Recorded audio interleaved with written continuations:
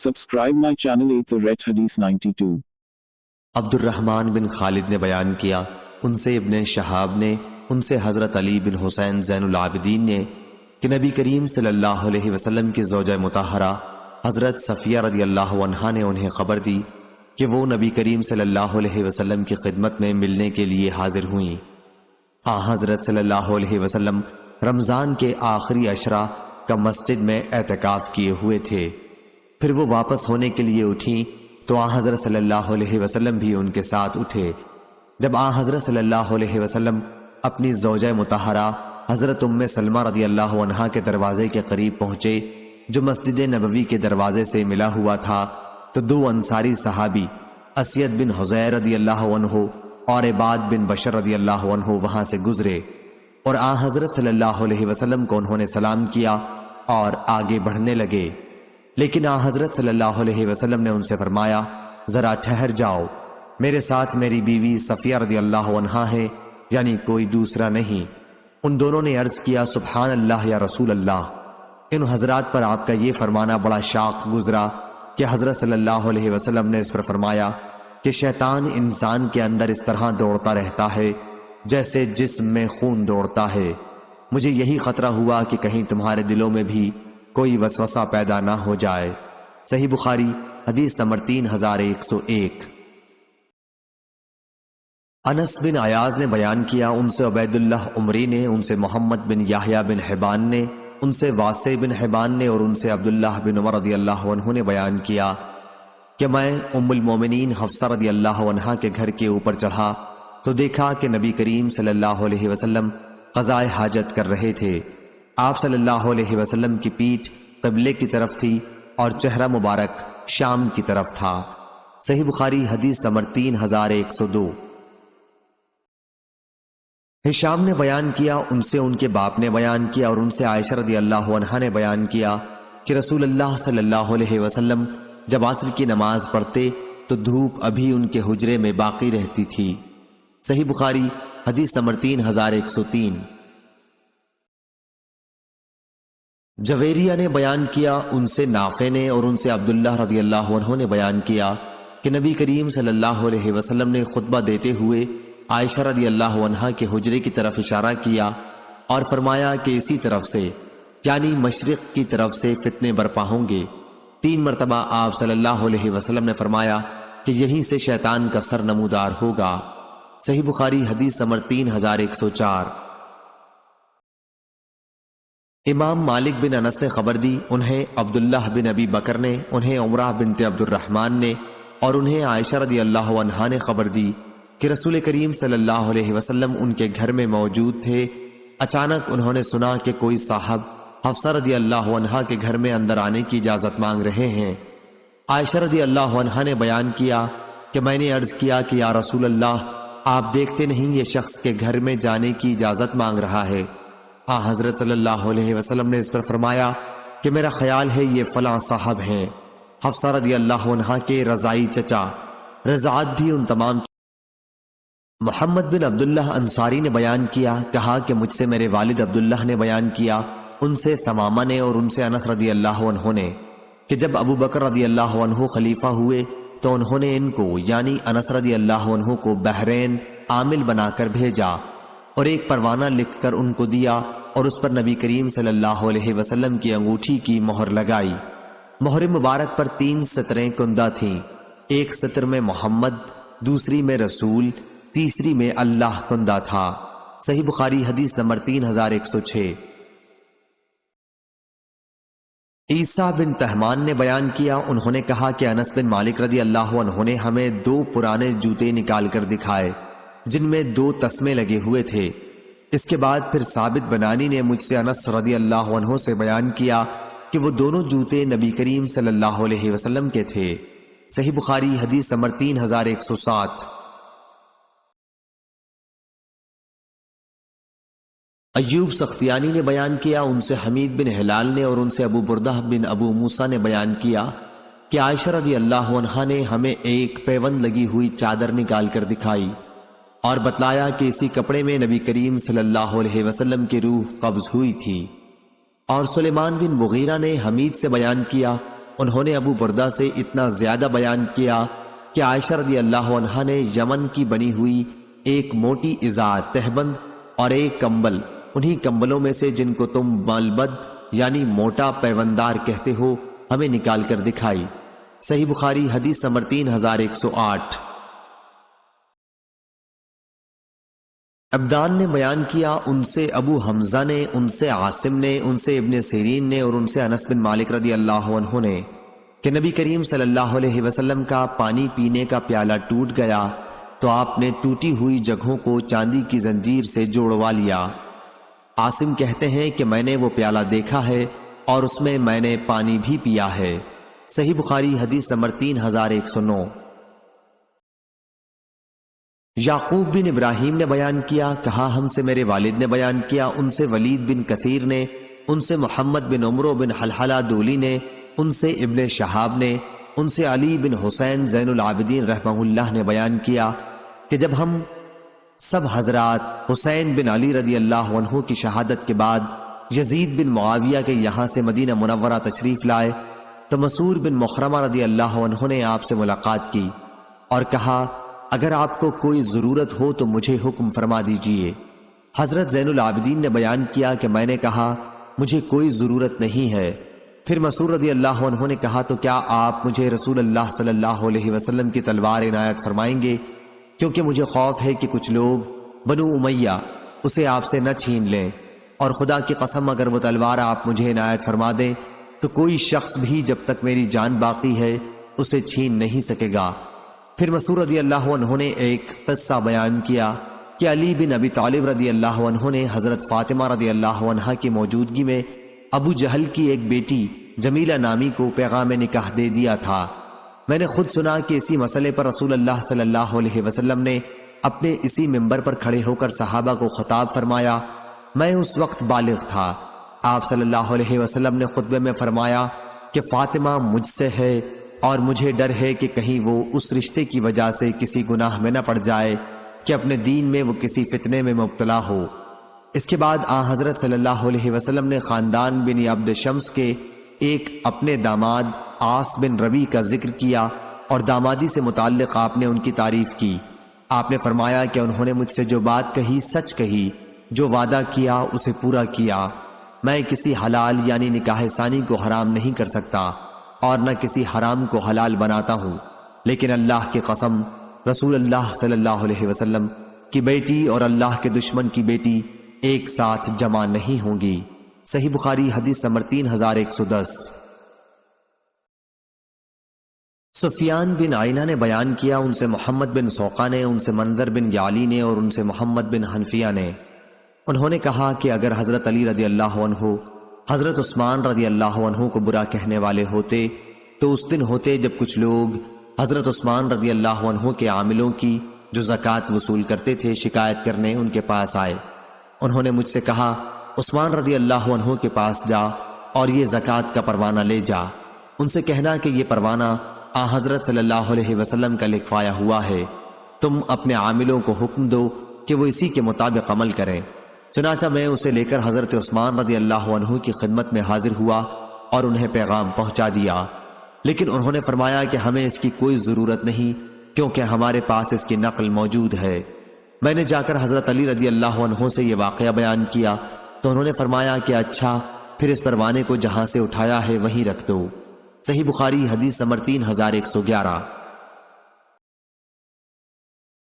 سفیان نے بیان کیا، انہوں نے کہا ہم سے محمد بن سوقہ نے کہا کہ میں نے منظر ثوری سے سنا، وہ محمد بن حنفیہ سے بیان کرتے تھے کہ میرے والد علی رضی اللہ عنہ نے مجھ کو کہا کہ یہ پروانہ عثمان رضی اللہ عنہ کو لے جا کر دے آؤ، اس میں زکوٰۃ سے متعلق رسول اللہ صلی اللہ علیہ وسلم کے بیان کردہ احکامات درج ہیں۔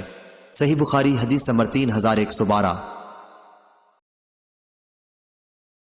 حکم نے خبر دی، کہا کہ میں نے ابن ابی لیلہ سے سنا، کہا مجھ سے حضرت علی رضی اللہ عنہ نے بیان کیا کہ حضرت فاطمہ رضی اللہ عنہ کو چکی پیسنے کی بہت تکلیف ہوتی، پھر انہیں معلوم ہوا کہ رسول اللہ صلی اللہ علیہ وسلم کے پاس کچھ قیدی آئے ہیں، اس لیے وہ بھی ان میں سے ایک لونڈی یا غلام کی درخواست لے کر حاضر ہوئیں، لیکن حضرت صلی اللہ علیہ وسلم موجود نہیں تھے۔ وہ حضرت عائشہ رضی اللہ عنہا سے اس کے متعلق کہہ کر واپس چلی آئیں۔ پھر جب حضرت صلی اللہ علیہ وسلم تشریف لائے تو حضرت عائشہ رضی اللہ عنہا نے آپ صلی اللہ علیہ وسلم کے سامنے ان کی درخواست پیش کر دی۔ حضرت علی رضی اللہ عنہ کہتے ہیں کہ اسے سن کر حضرت صلی اللہ علیہ وسلم ہمارے یہاں رات ہی کو تشریف لائے۔ جب ہم اپنے بستروں پر لیٹ چکے تھے، جب ہم نے حضرت صلی اللہ علیہ وسلم کو دیکھا تو ہم کھڑے ہونے لگے، تو آپ صلی اللہ علیہ وسلم نے فرمایا کہ جس طرح ہو ویسے ہی لیٹے رہو۔ پھر آپ صلی اللہ علیہ وسلم میرے اور فاطمہ رضی اللہ عنہ کے بیچ میں بیٹھ گئے اور اتنے قریب ہو گئے کہ میں نے آپ صلی اللہ علیہ وسلم کے دونوں قدموں کی ٹھنڈک اپنے سینے پر پائی۔ اس کے بعد آپ صلی اللہ علیہ وسلم نے فرمایا، جو کچھ تم لوگوں نے لونڈی یا غلام مانگے ہیں میں تمہیں اس سے بہتر بات کیوں نہ بتاؤں۔ جب تم دونوں اپنے بستر پر لیٹ جاؤ تو سونے سے پہلے اللہ اکبر 34 مرتبہ اور الحمدللہ 33 مرتبہ اور سبحان اللہ 33 مرتبہ پڑھ لیا کرو، یہ عمل بہتر ہے اس سے جو تم دونوں نے مانگا ہے۔ صحیح بخاری حدیث نمبر 3113۔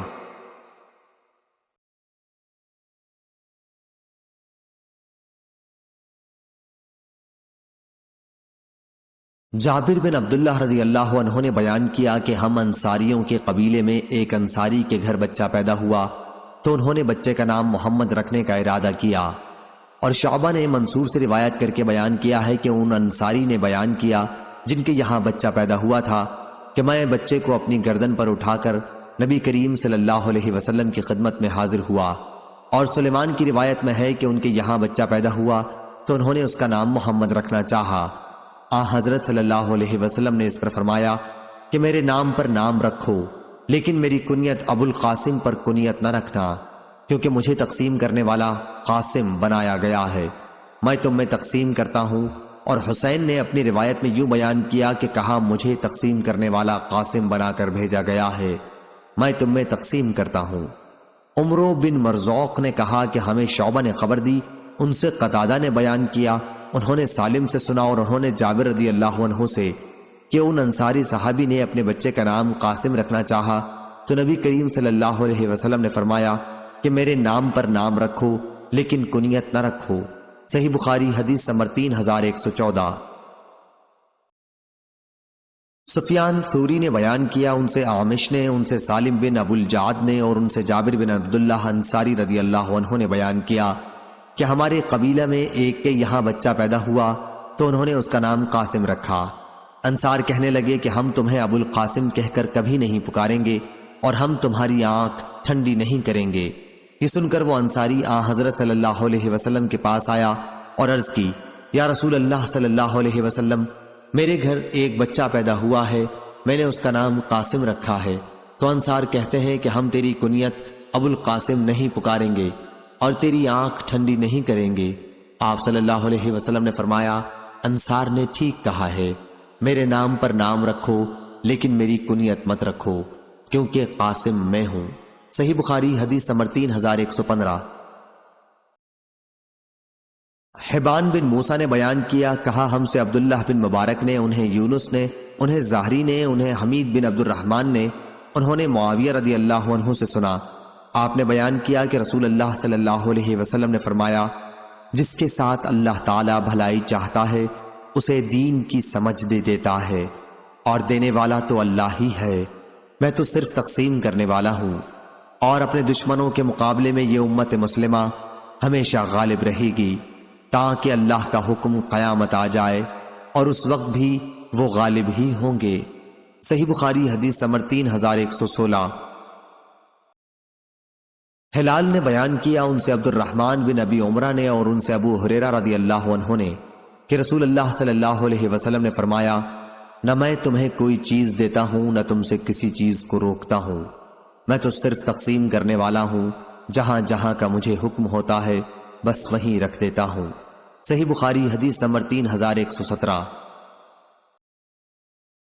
ابن ابی عیاش نے بیان کیا اور ان کا نام نعمان تھا، ان سے خولہ بنت قیس انصاریہ رضی اللہ عنہا نے بیان کیا کہ نبی کریم صلی اللہ علیہ وسلم سے میں نے سنا، آپ فرما رہے تھے کہ کچھ لوگ اللہ تعالیٰ کے مال کو بیجا اڑاتے ہیں، انہیں قیامت کے دن آگ ملے گی۔ صحیح بخاری حدیث نمبر 3118۔ حسین نے بیان کیا ان سے عامر نے اور ان سے عروہ بارقی رضی اللہ عنہ نے کہ نبی کریم صلی اللہ علیہ وسلم نے فرمایا، گھوڑوں کی پیشانیوں سے قیامت تک خیر و برکت آخرت میں اور غنیمت دنیا میں بندھی ہوئی ہے۔ صحیح بخاری حدیث نمبر 3119۔ ابو زناد نے بیان کیا ان سے اعرج نے اور ان سے ابو ہریرہ رضی اللہ عنہ نے کہ رسول اللہ صلی اللہ علیہ وسلم نے فرمایا، جب کسرا مر جائے گا تو اس کے بعد کوئی کسرا پیدا نہ ہوگا، اور جب قیصر مر جائے گا تو اس کے بعد کوئی قیصر پیدا نہ ہوگا، اور اس ذات کی قسم جس کے ہاتھ میں میری جان ہے، تم لوگ ان دونوں کے خزانے اللہ کے راستے میں خرچ کرو گے۔ صحیح بخاری حدیث نمبر 3120۔ اسحاق بن راہویہ نے بیان کیا انہوں نے جریر سے سنا، انہوں نے عبد الملک سے اور ان سے جابر بن سمرہ رضی اللہ عنہ نے بیان کیا کہ رسول اللہ صلی اللہ علیہ وسلم نے فرمایا، جب کسرا مر جائے گا تو اس کے بعد کوئی کسرا پیدا نہ ہوگا، اور جب قیصر مر جائے گا تو اس کے بعد کوئی قیصر پیدا نہ ہوگا، اور اس ذات کی قسم جس کے ہاتھ میں میری جان ہے، تم لوگ ان دونوں کے خزانے اللہ کے راستے میں خرچ کرو گے۔ صحیح بخاری حدیث نمبر 3121۔ یزید فقیر نے بیان کیا، کہا ہم سے جابر بن عبداللہ رضی اللہ عنہ نے بیان کیا کہ رسول اللہ صلی اللہ علیہ وسلم نے فرمایا، میرے لیے مراد امت ہے، غنیمت کے مال حلال کیے گئے ہیں۔ صحیح بخاری حدیث نمبر 3122۔ اعرج نے بیان کیا اور ان سے ابو ہریرہ رضی اللہ عنہ نے بیان کیا کہ رسول کریم صلی اللہ علیہ وسلم نے فرمایا، جو اللہ کے راستے میں جہاد کرے، جہاد کی نیت سے نکلے، اللہ کے کلام اس کے وعدے کو سچ جان کر، تو اللہ اس کا ضامن ہے، یا تو اللہ تعالیٰ اس کو شہید کر کے جنت میں لے جائے گا، یا اس کو ثواب اور غنیمت کا مال دلا کر اس کے گھر لوٹا لائے گا۔ صحیح بخاری حدیث نمبر 3123۔ عبداللہ بن مبارک نے بیان کیا ان سے معمر نے، ان سے حمام بن بنبا نے اور ان سے ابو ہریرہ رضی اللہ عنہ نے بیان کیا کہ رسول کریم صلی اللہ علیہ وسلم نے فرمایا، بنی اسرائیل کے پیغمبروں میں سے ایک نبی یوشع علیہ السلام نے غزوہ کرنے کا ارادہ کیا تو اپنی قوم سے کہا کہ میرے ساتھ کوئی ایسا شخص جس نے ابھی نئی شادی کی ہو اور بیوی کے ساتھ کوئی رات بھی نہ گزاری ہو اور وہ رات گزارنا چاہتا ہو، اور وہ شخص جس نے گھر بنایا ہو اور ابھی اس کی چھت نہ پاٹ سکا ہو، اور وہ شخص جس نے حاملہ بکری یا حاملہ اونٹنیاں خریدی ہوں اور اسے ان کے بچے جننے کا انتظار ہو، تو ایسے لوگوں میں سے کوئی بھی ہمارے ساتھ جہاد میں نہ چلے۔ پھر انہوں نے جہاد کیا، اور جب اس آبادی اریحا سے قریب ہوئے تو عصر کا وقت ہو گیا یا اس کے قریب وقت ہوا۔ انہوں نے سورج سے فرمایا کہ تو بھی خدا کا تابع فرمان ہے اور میں بھی اس کا تابع فرمان ہوں، اے اللہ ہمارے لیے اسے اپنی جگہ پر روک دے۔ چنانچہ سورج رک گیا یہاں تک کہ اللہ تعالیٰ نے انہیں فتح عنایت فرمائی۔ پھر انہوں نے اموال غنیمت کو جمع کیا اور آگ اسے جلانے کے لیے آئی لیکن جلا نہ سکی۔ اس نبی نے فرمایا کہ تم میں سے کسی نے مال غنیمت میں چوری کی ہے، اس لیے ہر قبیلے کا ایک آدمی آ کر میرے ہاتھ پر بیعت کرے۔ جب بیعت کرنے لگے تو ایک قبیلے کے شخص کا ہاتھ ان کے ہاتھ کے ساتھ چمٹ گیا۔ انہوں نے فرمایا کہ چوری تمہارے ہی قبیلے والوں نے کی ہے، اب تمہارے قبیلے کے سب لوگ آئیں اور بیعت کریں۔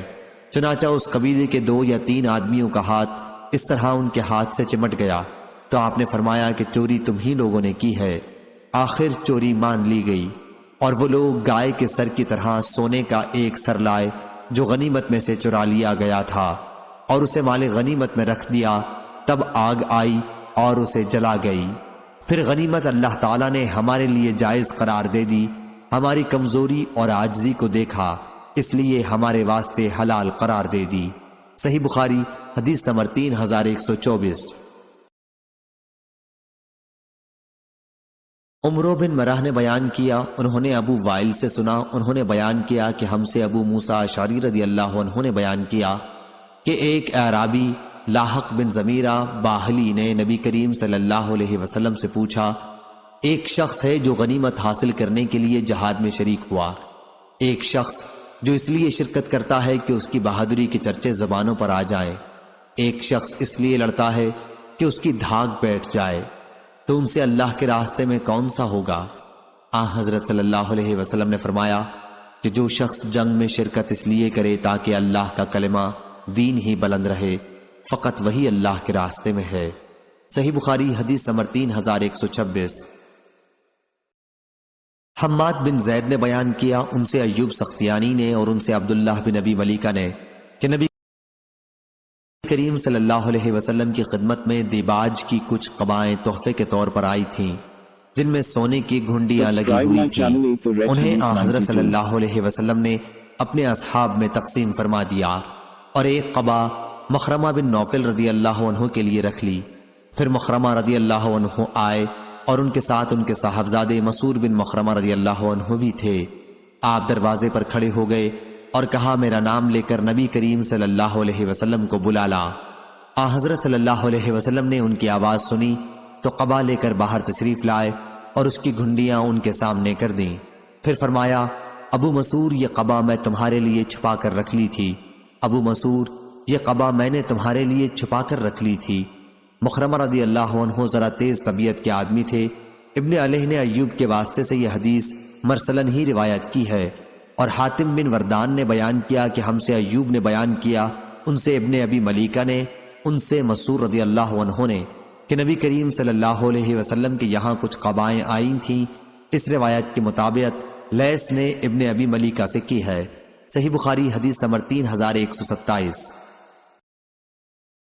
معتمر نے بیان کیا، ان سے ان کے باپ سلیمان نے، انہوں نے انس بن مالک رضی اللہ عنہ سے سنا، انہوں نے بیان کیا کہ صحابہ انصار کچھ کھجور کے درخت نبی کریم صلی اللہ علیہ وسلم کی خدمت میں بطور تحفہ دے دیا کرتے تھے۔ جب اللہ تعالیٰ نے بنو قریظہ اور بنو نذیر کے قبائل پر فتح دی تو حضرت صلی اللہ علیہ وسلم اس کے بعد اس طرح کے ہدایہ واپس فرما دیا کرتے تھے۔ صحیح بخاری حدیث نمبر 3128۔ اسحاق بن ابراہیم نے بیان کیا، کہا، میں نے ابو اسامہ سے پوچھا، کیا آپ لوگوں سے ہشام بن عروہ نے یہ حدیث اپنے والد سے بیان کی ہے کہ ان سے عبداللہ بن زبیر رضی اللہ عنہ نے کہا کہ جمل کی جنگ کے موقع پر جب زبیر رضی اللہ عنہ کھڑے ہوئے تو مجھے بلایا، میں ان کے پہلو میں جا کر کھڑا ہو گیا۔ انہوں نے کہا، بیٹے، آج کی لڑائی میں ظالم مارا جائے گا یا مظلوم؟ اور میں سمجھتا ہوں کہ آج میں مظلوم قتل کیا جاؤں گا، اور مجھے سب سے زیادہ فکر اپنے قرضوں کی ہے۔ کیا تمہیں بھی کچھ اندازہ ہے کہ قرض ادا کرنے کے بعد ہمارا کچھ مال بچ سکے گا؟ پھر انہوں نے کہا، بیٹے، ہمارا مال فروخت کر کے اس سے قرض ادا کر دینا۔ اس کے بعد انہوں نے 1/3 کی میرے لیے اور اس 1/3 کے تیسرے حصے کی وصیت میرے بچوں کے لیے کی، یعنی عبداللہ بن زبیر کے بچوں کے لیے۔ انہوں نے فرمایا تھا کہ اس 1/3 کے 3 حصے کر لینا، اور اگر قرض کی ادائیگی کے بعد ہمارے اموال میں سے کچھ بچ جائے تو اس کا 1/3 تمہارے بچوں کے لیے ہوگا۔ ہشام راوی نے بیان کیا کہ عبداللہ رضی اللہ عنہ کے بعض لڑکے زبیر رضی اللہ عنہ کے لڑکوں کے ہم عمر تھے، جیسے خبیب اور عباد، اور زبیر رضی اللہ عنہ کے اس وقت 9 لڑکے اور 9 لڑکیاں تھیں۔ عبداللہ بن زبیر رضی اللہ عنہ نے بیان کیا کہ پھر زبیر رضی اللہ عنہ مجھے اپنے قرض کے سلسلے میں وصیت کرنے لگے اور فرمانے لگے کہ بیٹا، اگر قرض ادا کرنے سے عاجز ہو جائے تو میرے مالک و مولا سے اس میں مدد چاہنا۔ عبداللہ رضی اللہ عنہ نے بیان کیا کہ قسم اللہ کی میں ان کی بات نہ سمجھ سکا۔ میں نے پوچھا کہ بابا، آپ کے مولا کون ہیں؟ انہوں نے فرمایا کہ اللہ پاک۔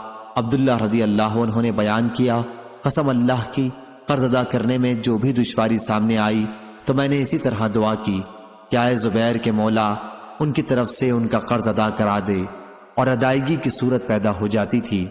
چنانچہ جب زبیر رضی اللہ عنہ اسی موقع پر شہید ہو گئے تو انہوں نے ترکے میں درہم و دینار نہیں چھوڑے، بلکہ ان کا ترکہ کچھ تو اراضی کی صورت میں تھا اور اسی میں غابہ کی زمین بھی شامل تھی۔ 11 مکانات مدینہ میں تھے، 2 مکان بصرہ میں تھے، 1 مکان کوفہ میں تھا اور 1 مصر میں تھا۔ عبداللہ نے بیان کیا کہ ان پر جو اتنا سارا قرض ہو گیا تھا، اس کی صورت یہ ہوئی تھی کہ جب ان کے پاس کوئی شخص اپنا مال لے کر امانت رکھنے آتا تو آپ اسے کہتے کہ نہیں، البتہ اسی صورت میں رکھ سکتا ہوں کہ یہ میرے ذمے بطور قرض رہے، کیونکہ مجھے اس کے ضائع ہو جانے کا بھی خوف ہے۔ حضرت زبیر رضی اللہ عنہ کسی علاقے کے امیر کبھی نہیں بنے تھے، نہ وہ خراج وصول کرنے پر کبھی مقرر ہوئے اور نہ کوئی دوسرا عہدہ انہوں نے قبول کیا۔ البتہ انہوں نے رسول اللہ صلی اللہ علیہ وسلم کے ساتھ اور ابو بکر و عمر اور عثمان رضی اللہ عنہم کے ساتھ جہادوں میں شرکت کی تھی۔ عبداللہ بن زبیر رضی اللہ عنہ نے کہا کہ جب میں نے اس رقم کا حساب کیا جو ان پر قرض تھی تو اس کی تعداد 22 لاکھ تھی۔ بیان کیا کہ پھر حکیم بن حزام رضی اللہ عنہ عبداللہ بن زبیر رضی اللہ عنہ سے ملے تو دریافت فرمایا، بیٹے میرے دینی بھائی پر کتنا قرض رہ گیا ہے؟ عبداللہ رضی اللہ عنہ نے چھپانا چاہا اور کہہ دیا کہ 1 لاکھ۔ اس پر حکیم نے کہا، قسم اللہ کی میں تو نہیں سمجھتا کہ تمہارے پاس موجود سرمایے سے یہ قرض ادا ہو سکے گا۔ عبداللہ نے اب کہا کہ اگر قرض کی تعداد 22 لاکھ ہوئی پھر آپ کی کیا رائے ہوگی؟ انہوں نے فرمایا، پھر تو یہ قرض تمہاری برداشت سے بھی باہر ہے، خیر اگر کوئی دشواری پیش آئے تو مجھ سے کہنا۔ عبداللہ نے بیان کیا کہ حضرت زبیر نے غابہ کی جائیداد 1,70,000 میں خریدی تھی، لیکن عبداللہ نے وہ 16 لاکھ میں بیچی۔ پھر انہوں نے اعلان کیا کہ حضرت زبیر رضی اللہ عنہ پر جس کا قرض ہو وہ غابہ میں آ کر ہم سے مل لے۔ چنانچہ عبداللہ بن جعفر بن ابی طالب رضی اللہ عنہ آئے، ان کا زبیر پر 4 لاکھ روپیہ چاہیے تھا۔ انہوں نے تو یہی پیشکش کی کہ اگر تم چاہو تو میں یہ قرض چھوڑ سکتا ہوں، لیکن عبداللہ رضی اللہ عنہ نے کہا کہ نہیں۔ پھر انہوں نے کہا کہ اگر تم چاہو میں سارے قرض کی ادائیگی کے بعد لے لوں گا۔ عبداللہ نے اس پر بھی یہی کہا کہ تاخیر کی بھی کوئی ضرورت نہیں۔ آخر انہوں نے کہا کہ پھر اس زمین میں میرے حصے کا قطع مقرر کر دو۔ عبداللہ نے کہا کہ آپ اپنے قرض میں یہاں سے یہاں تک لے لیجئے۔ راوی نے بیان کیا کہ زبیر کی جائیداد اور مکانات وغیرہ بیچ کر ان کا قرض ادا کر دیا گیا اور سارے قرض کی ادائیگی ہو گئی۔ غابہ کی جائیداد میں 4.5 حصے ابھی بک نہیں سکے تھے، اس لیے عبداللہ رضی اللہ عنہ معاویہ رضی اللہ عنہ کے یہاں شام تشریف لے گئے۔ وہاں عمرو بن عثمان، منظر بن زبیر اور ابن زما بھی موجود تھے۔ معاویہ نے ان سے دریافت کیا کہ غابہ کی جائیداد کی قیمت کتنی طے ہوئی؟ انہوں نے بتایا کہ ہر حصے کی قیمت 1 لاکھ طے پائی تھی۔ معاویہ نے دریافت کیا کہ اب باقی کتنے حصے رہ گئے ہیں؟ انہوں نے بتایا کہ 4.5 حصے۔ اس پر منظر بن زبیر نے کہا، 1 حصہ 1 لاکھ میں لے لیتا ہوں۔ عمرو بن عثمان نے کہا کہ 1 حصہ 1 لاکھ میں لے لیتا ہوں۔ ابن زما نے کہا کہ 1 حصہ 1 لاکھ میں لے لیتا ہوں۔ اس کے بعد معاویہ رضی اللہ عنہ نے پوچھا کہ اب کتنے حصے باقی بچے ہیں؟ انہوں نے کہا کہ 1.5 حصہ۔ معاویہ نے کہا کہ پھر اسے میں 1.5 لاکھ میں لے لیتا ہوں۔ بیان کیا کہ عبداللہ بن جعفر نے اپنا حصہ بعد میں معاویہ رضی اللہ عنہ کو 6 لاکھ میں بیچ دیا۔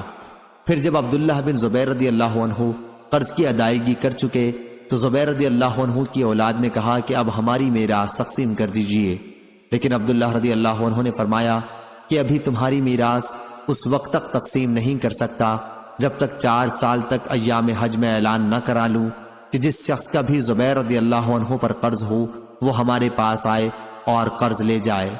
راوی نے بیان کیا کہ عبداللہ رضی اللہ عنہ نے اب ہر سال ایام حج میں اس کا اعلان کرانا شروع کیا، اور جب 4 سال گزر گئے تو عبداللہ نے ان کو میراث تقسیم کی۔ راوی نے بیان کیا کہ زبیر رضی اللہ عنہ کی 4 بیویاں تھیں اور عبداللہ رضی اللہ عنہ نے وصیت کے مطابق 1/3 حصہ بچی ہوئی رقم میں سے نکال لیا تھا۔ پھر بھی ہر بیوی کے حصے میں 12 لاکھ کی رقم آئی اور کل جائیداد حضرت زبیر رضی اللہ عنہ کی 5 کروڑ 2 لاکھ ہوئی۔ صحیح بخاری حدیث number 3129۔ Subscribe my channel Eat the Red Hadith 92۔ عثمان بن موہب نے بیان کیا اور ان سے ابن عمر رضی اللہ عنہ نے کہ حضرت عثمان رضی اللہ عنہ بدر کی لڑائی میں شریک نہ ہو سکے تھے۔ ان کے نکاح میں رسول کریم صلی اللہ علیہ وسلم کی ایک صاحبزادی تھیں اور وہ بیمار تھیں۔ ان سے نبی کریم صلی اللہ علیہ وسلم نے فرمایا کہ تمہیں بھی اتنا ہی ثواب ملے گا جتنا بدر میں شریک ہونے والے کسی شخص کو، اور اتنا ہی حصہ بھی ملے گا۔ صحیح بخاری حدیث نمبر 3130۔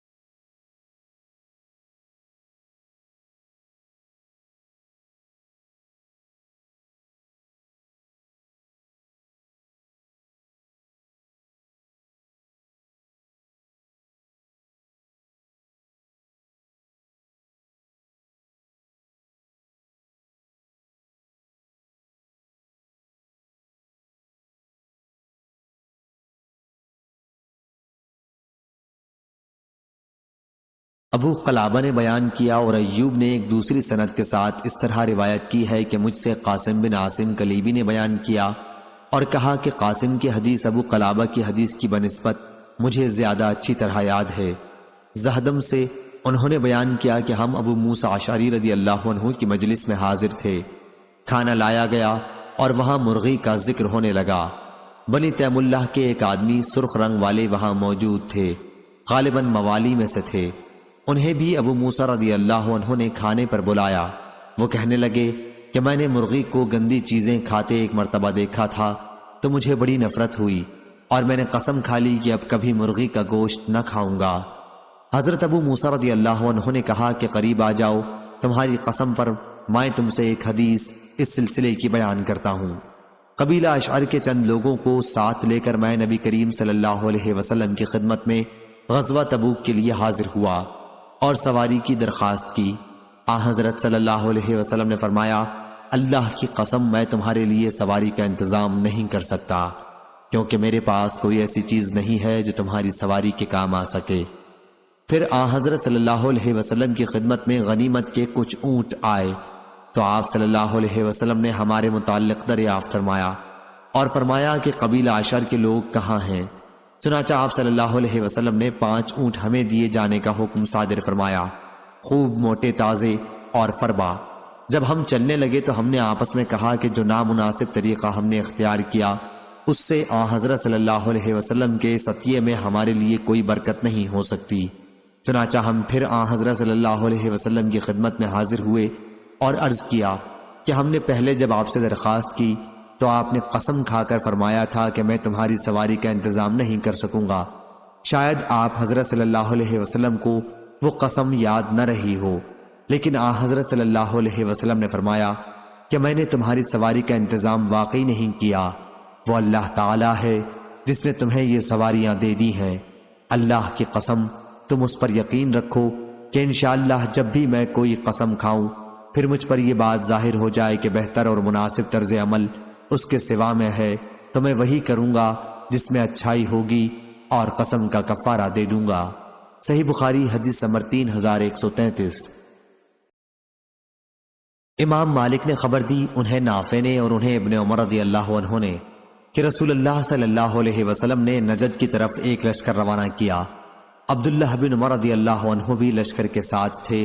غنیمت کے طور پر اونٹوں کی ایک بڑی تعداد اس لشکر کو ملی، اس لیے اس کے ہر سپاہی کو حصے میں بھی 12 11 اونٹ ملے تھے اور ایک اونٹ اور انعام میں ملا۔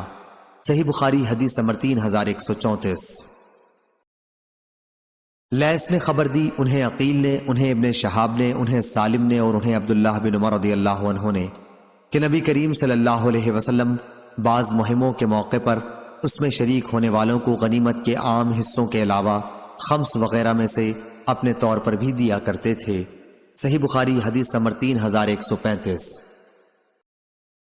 یزید بن عبداللہ نے بیان کیا، ان سے ابو بردہ نے اور ان سے ابو موسیٰ اشعری رضی اللہ عنہ نے، کہ نبی کریم صلی اللہ علیہ وسلم کی ہجرت کی خبر ہمیں ملی تو ہم یمن میں تھے، اس لیے ہم بھی آپ کی خدمت میں مہاجرین کی حیثیت سے حاضر ہونے کے لیے روانہ ہوئے۔ میں تھا، میرے 2 بھائی تھے، میری عمر ان دونوں سے کم تھی۔ دونوں بھائیوں میں ایک ابو بردہ تھے اور دوسرے ابو رحم، یا انہوں نے یہ کہا کہ اپنی قوم کے چند افراد کے ساتھ، یا یہ کہا 53 یا 52 آدمیوں کے ساتھ یہ لوگ روانہ ہوئے تھے۔ ہم کشتی میں سوار ہوئے تو ہماری کشتی نجاشی کے ملک حبشہ پہنچ گئی اور وہاں ہمیں جعفر بن ابی طالب رضی اللہ عنہ اپنے دوسرے ساتھیوں کے ساتھ ملے۔ جعفر رضی اللہ عنہ نے کہا کہ رسول کریم صلی اللہ علیہ وسلم نے ہمیں یہاں بھیجا تھا اور حکم دیا تھا کہ ہم یہیں رہیں، اس لیے آپ لوگ بھی ہمارے ساتھ یہیں ٹھہر جائیں۔ چنانچہ ہم بھی وہیں ٹھہر گئے اور پھر سب ایک ساتھ مدینہ حاضر ہوئے۔ جب ہم خدمت نبوی میں پہنچے تو حضرت صلی اللہ علیہ وسلم خیبر فتح کر چکے تھے، لیکن حضرت صلی اللہ علیہ وسلم نے دوسرے مجاہدوں کے ساتھ ہمارا بھی حصہ مال غنیمت میں لگایا، یا انہوں نے یہ کہا کہ آپ نے غنیمت میں سے ہمیں بھی عطا فرمایا، حالانکہ آپ صلی اللہ علیہ وسلم نے کسی ایسے شخص کا غنیمت میں حصہ نہیں لگایا جو لڑائی میں شریک نہ رہا ہو، صرف انہی لوگوں کو حصہ ملا تھا جو لڑائی میں شریک تھے۔ البتہ ہماری کشتی کے ساتھیوں اور جعفر اور ان کے ساتھیوں کو بھی آپ نے غنیمت میں شریک کیا تھا، حالانکہ ہم لوگ لڑائی میں شریک نہیں ہوئے تھے۔ صحیح بخاری حدیث نمبر 3136۔ سفیان بن عیینہ نے کہا، ہم سے محمد بن منکدر نے اور انہوں نے جابر رضی اللہ عنہ سے سنا، آپ نے بیان کیا کہ نبی کریم صلی اللہ علیہ وسلم نے فرمایا تھا کہ جب بحرین سے وصول ہو کر میرے پاس مال آئے گا تو میں تمہیں اس طرح 3 لب دوں گا۔ اس کے بعد حضرت صلی اللہ علیہ وسلم کی وفات ہو گئی اور بحرین کا مال اس وقت تک نہ آیا۔ پھر جب وہاں سے مال آیا تو ابو بکر رضی اللہ عنہ کے حکم سے منادی نے اعلان کیا کہ جس کا بھی نبی کریم صلی اللہ علیہ وسلم پر کوئی قرض ہو یا آپ کا کوئی وعدہ ہو تو ہمارے پاس آئے۔ میں ابو بکر رضی اللہ عنہ کی خدمت میں گیا اور عرض کیا کہ مجھ سے رسول اللہ صلی اللہ علیہ وسلم نے یہ فرمایا تھا، چنانچہ انہوں نے 3 لب بھر کر مجھے دیا۔ سفیان بن عیینہ نے اپنے دونوں ہاتھوں سے اشارہ کر کے لب بھرنے کی کیفیت بتائی۔ پھر ہم سے سفیان نے بیان کیا کہ ابن منکدر نے بھی ہم سے اسی طرح بیان کیا تھا، اور ایک مرتبہ سفیان نے سابقہ سند کے ساتھ بیان کیا کہ جابر رضی اللہ عنہ نے کہا کہ میں ابو بکر رضی اللہ عنہ کی خدمت میں حاضر ہوا تو انہوں نے مجھے کچھ نہیں دیا۔ پھر میں حاضر ہوا اور اس مرتبہ بھی مجھے انہوں نے کچھ نہیں دیا۔ پھر میں تیسری مرتبہ حاضر ہوا، عرض کیا کہ میں نے ایک مرتبہ آپ سے مانگا اور آپ نے عنایت نہیں فرمایا، دوبارہ مانگا پھر بھی آپ نے عنایت نہیں فرمایا، اور پھر مانگا لیکن آپ نے عنایت نہیں فرمایا۔ اب یا آپ مجھے دیجئے یا پھر میرے بارے میں بخل سے کام لیجئے۔ حضرت ابو بکر رضی اللہ عنہ نے فرمایا کہ تم کہتے ہو کہ میرے معاملے میں بخل سے کام لیتا ہے، حالانکہ تمہیں دینے سے جب بھی میں نے منہ پھیرا تو میرے دل میں یہ بات ہوتی تھی کہ تمہیں کبھی نہ کبھی ضرور دینا ہے۔ سفیان نے بیان کیا کہ ہم سے عمروں نے بیان کیا، ان سے محمد بن علی نے اور ان سے جابر نے، پھر ابو بکر رضی اللہ عنہ نے مجھے 1 لب بھر کر دیا اور فرمایا کہ اسے شمار کر۔ میں نے شمار کیا تو 500 کی تعداد تھی۔ اس کے بعد ابو بکر رضی اللہ عنہ نے فرمایا کہ اتنا ہی 2 مرتبہ اور لے لے۔ اور ابن المنکدر نے بیان کیا کہ ابو بکر رضی اللہ عنہ نے فرمایا تھا، بخل سے زیادہ بدترین اور کیا بیماری ہو سکتی ہے۔ صحیح بخاری حدیث نمبر 3137۔ عمرو بن دینار نے بیان کیا اور ان سے جابر بن عبداللہ رضی اللہ عنہ نے بیان کیا کہ رسول اللہ صلی اللہ علیہ وسلم مقام جورانہ میں غنیمت تقسیم کر رہے تھے کہ ایک شخص ذوالخویسرہ نے آپ سے کہا، انصاف سے کام لیجئے۔ حضرت صلی اللہ علیہ وسلم نے فرمایا، اگر میں بھی انصاف سے کام نہ لوں تو بدبخت ہوا۔ صحیح بخاری حدیث نمبر 3138۔ عبد الرزاق نے خبر دی، انہیں معمر نے، انہیں زہری نے، انہیں محمد بن جبیر نے اور انہیں ان کے والد نے کہ رسول کریم صلی اللہ علیہ وسلم نے بدر کے قیدیوں کے بارے میں فرمایا تھا کہ اگر مطعم بن عدی جو کفر کی حالت میں مر گئے تھے زندہ ہوتے اور ان نجس ناپاک لوگوں کی سفارش کرتے تو میں ان کی سفارش سے انہیں فدیہ لیے بغیر چھوڑ دیتا۔ صحیح بخاری حدیث نمبر 3139۔ ابن مسیب نے بیان کیا اور ان سے جبیر بن مطعم رضی اللہ عنہ نے بیان کیا کہ میں اور عثمان بن عفان رضی اللہ عنہ رسول اللہ صلی اللہ علیہ وسلم کی خدمت میں حاضر ہوئے اور عرض کیا، یا رسول اللہ، آپ نے بنو مطلب کو تو عنایت فرمایا لیکن ہم کو چھوڑ دیا، حالانکہ ہم کو آپ سے وہی رشتہ ہے جو بنو مطلب کو آپ سے ہے۔ حضرت صلی اللہ علیہ وسلم نے فرمایا کہ بنو مطلب اور بنو ہاشم ایک ہی ہے۔ لیس نے بیان کیا کہ مجھ سے یونس نے بیان کیا اور اس روایت میں یہ زیادتی کی کہ جبیر رضی اللہ عنہ نے کہا، نبی کریم صلی اللہ علیہ وسلم نے بنو عبد شمس اور بنو نوفل کو نہیں دیا تھا۔ اور ابن اسحاق صاحب مغازی نے کہا ہے کہ عبد شمس، ہاشم اور مطلب ایک ماں سے تھے اور ان کی ماں کا نام عاتقہ بنت مرح تھا، اور نوفل باپ کی طرف سے ان کے بھائی تھے، ان کی ماں دوسری تھیں۔ صحیح بخاری حدیث نمبر 3140۔ عبد الرحمن بن عوف رضی اللہ عنہ نے بیان کیا کہ بدر کی لڑائی میں صف کے ساتھ کھڑا ہوا تھا۔ میں نے جو دائیں بائیں جانب دیکھا تو میرے دونوں طرف قبیلہ انصار کے 2 عمر لڑکے تھے۔ میں نے آرزو کی کاش میں ان سے زبردست زیادہ عمر والوں کے بیچ میں ہوتا۔ ایک نے میری طرف اشارہ کیا اور پوچھا، چچا آپ ابو جہل کو بھی پہچانتے ہیں؟ میں نے کہا کہ ہاں، لیکن بیٹے تم لوگوں کو اس سے کیا کام ہے؟ لڑکے نے جواب دیا، مجھے معلوم ہوا ہے کہ وہ رسول اللہ صلی اللہ علیہ وسلم کو گالیاں دیتا ہے۔ اس ذات کی قسم جس کے ہاتھ میں میری جان ہے، اگر مجھے وہ مل گیا تو اس وقت تک میں اس سے جدا نہ ہوں گا جب تک ہم میں سے کوئی جس کی قسمت میں پہلے مرنا ہوگا مر نہ جائے۔ مجھے اس پر بڑی حیرت ہوئی۔ پھر دوسرے نے اشارہ کیا اور وہی باتیں اس نے بھی کہیں۔ ابھی چند منٹ ہی گزرے تھے کہ مجھے ابو جہل دکھائی دیا جو لوگوں میں کفار کے لشکر میں گھومتا پھر رہا تھا۔ میں نے ان لڑکوں سے کہا کہ جس کے متعلق تم لوگ مجھ سے پوچھ رہے تھے وہ سامنے پھرتا ہوا نظر آ رہا ہے۔ دونوں نے اپنی تلواریں سنبھالی اور اس پر جھپٹ پڑے اور حملہ کر کے اسے قتل کر ڈالا۔ اس کے بعد رسول کریم صلی اللہ علیہ وسلم کی خدمت میں حاضر ہو کر آپ کو خبر دی۔ حضرت صلی اللہ علیہ وسلم نے پوچھا کہ تم دونوں میں سے کس نے اسے مارا ہے؟ دونوں نوجوانوں نے کہا کہ میں نے قتل کیا ہے۔ اس لیے آپ نے ان سے پوچھا کہ کیا اپنی تلواریں تم نے صاف کر لی ہیں؟ انہوں نے عرض کیا کہ نہیں۔ پھر حضرت صلی اللہ علیہ وسلم نے دونوں تلواروں کو دیکھا اور فرمایا کہ تم دونوں ہی نے اسے مارا ہے اور اس کا سارا سامان معاذ بن عمرو بن جموح کو ملے گا۔ وہ دونوں نوجوان معاذ بن عفرہ اور معاذ بن عمرو بن جموح تھے۔ محمد نے کہا کہ یوسف نے صالح سے سنا اور ابراہیم نے اپنے باپ سے سنا۔ صحیح بخاری حدیث نمبر 3141۔ ابو قتادہ رضی اللہ عنہ نے بیان کیا کہ غزوہ حنین کے سال ہم رسول اللہ صلی اللہ علیہ وسلم کے ساتھ روانہ ہوئے۔ پھر جب ہمارا دشمن سے سامنا ہوا تو ابتدا میں اسلامی لشکر ہارنے لگا۔ اتنے میں ہم نے دیکھا کہ مشرکین کے لشکر کا ایک شخص ایک مسلمان کے اوپر چڑھا ہوا ہے۔ اس لیے میں فوراً ہی گھوم پڑا اور اس کے پیچھے سے آ کر تلوار اس کی گردن پر ماری۔ اب وہ شخص مجھ پر ٹوٹ پڑا اور مجھے اتنی زور سے اس نے بھینچا کہ میری روح جیسے قبض ہونے کو تھی۔ آخر جب اس کو موت نے آ دبوچا تب کہیں جا کر اس نے مجھے چھوڑا۔ اس کے بعد مجھے عمر بن خطاب رضی اللہ عنہ ملے تو میں نے ان سے پوچھا کہ مسلمان اب کس حالت میں ہیں؟ انہوں نے کہا کہ جو اللہ کا حکم تھا وہی ہوا، لیکن مسلمان ہارنے کے بعد پھر مقابلے پر سنبھل گئے تو نبی کریم صلی اللہ علیہ وسلم بیٹھ گئے اور فرمایا کہ جس نے بھی کسی کافر کو قتل کیا ہو اور اس پر وہ گواہ پیش کر دے تو مقتول کا سارا ساز و سامان اسے ہی ملے گا۔ ابو قتادہ نے کہا میں بھی کھڑا ہوا اور میں نے کہا کہ میری طرف سے کون گواہی دے گا، لیکن جب میری طرف سے کوئی نہ اٹھا تو میں بیٹھ گیا۔ پھر دوبارہ حضرت صلی اللہ علیہ وسلم نے فرمایا کہ آج جس نے کسی کافر کو قتل کیا اور اس پر اس کی طرف سے کوئی گواہ بھی ہو تو مقتول کا سارا سامان اسے ملے گا۔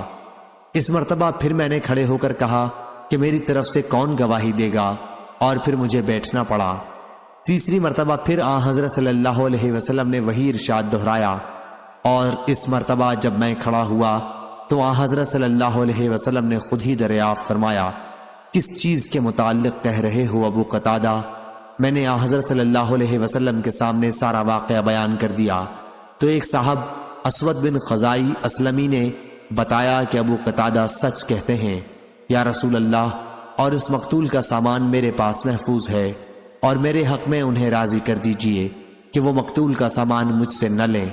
لیکن ابو بکر صدیق رضی اللہ عنہ نے کہا کہ نہیں، اللہ کی قسم، اللہ کے ایک شیر کے ساتھ جو اللہ اور رسول کے لیے لڑے، حضرت صلی اللہ علیہ وسلم ایسا نہیں کریں گے کہ ان کا سامان تمہیں دے دیں۔ حضرت صلی اللہ علیہ وسلم نے فرمایا کہ ابو بکر نے سچ کہا ہے۔ پھر آپ نے سامان ابو قتادہ کو عطا فرمایا۔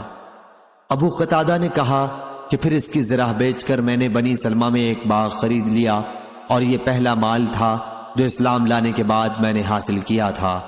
صحیح بخاری حدیث نمبر 3142۔ حکیم بن حزام رضی اللہ عنہ نے بیان کیا میں نے رسول اللہ صلی اللہ علیہ وسلم سے کچھ روپیہ مانگا تو آپ صلی اللہ علیہ وسلم نے مجھے عطا فرمایا۔ پھر دوبارہ میں نے مانگا اور اس مرتبہ بھی آپ نے عطا فرمایا۔ پھر ارشاد فرمایا حکیم، یہ مال دیکھنے میں سرسبز، بہت میٹھا اور مزیدار ہے، لیکن جو شخص اسے دل کی بے تمئی کے ساتھ لے اس کے مال میں تو برکت ہوتی ہے، اور جو شخص اسے لالچ اور حرص کے ساتھ لے تو اس کے مال میں برکت نہیں ہوتی، بلکہ اس کی مثال اس شخص جیسی ہے جو کھائے جاتا ہے لیکن اس کا پیٹ نہیں بھرتا۔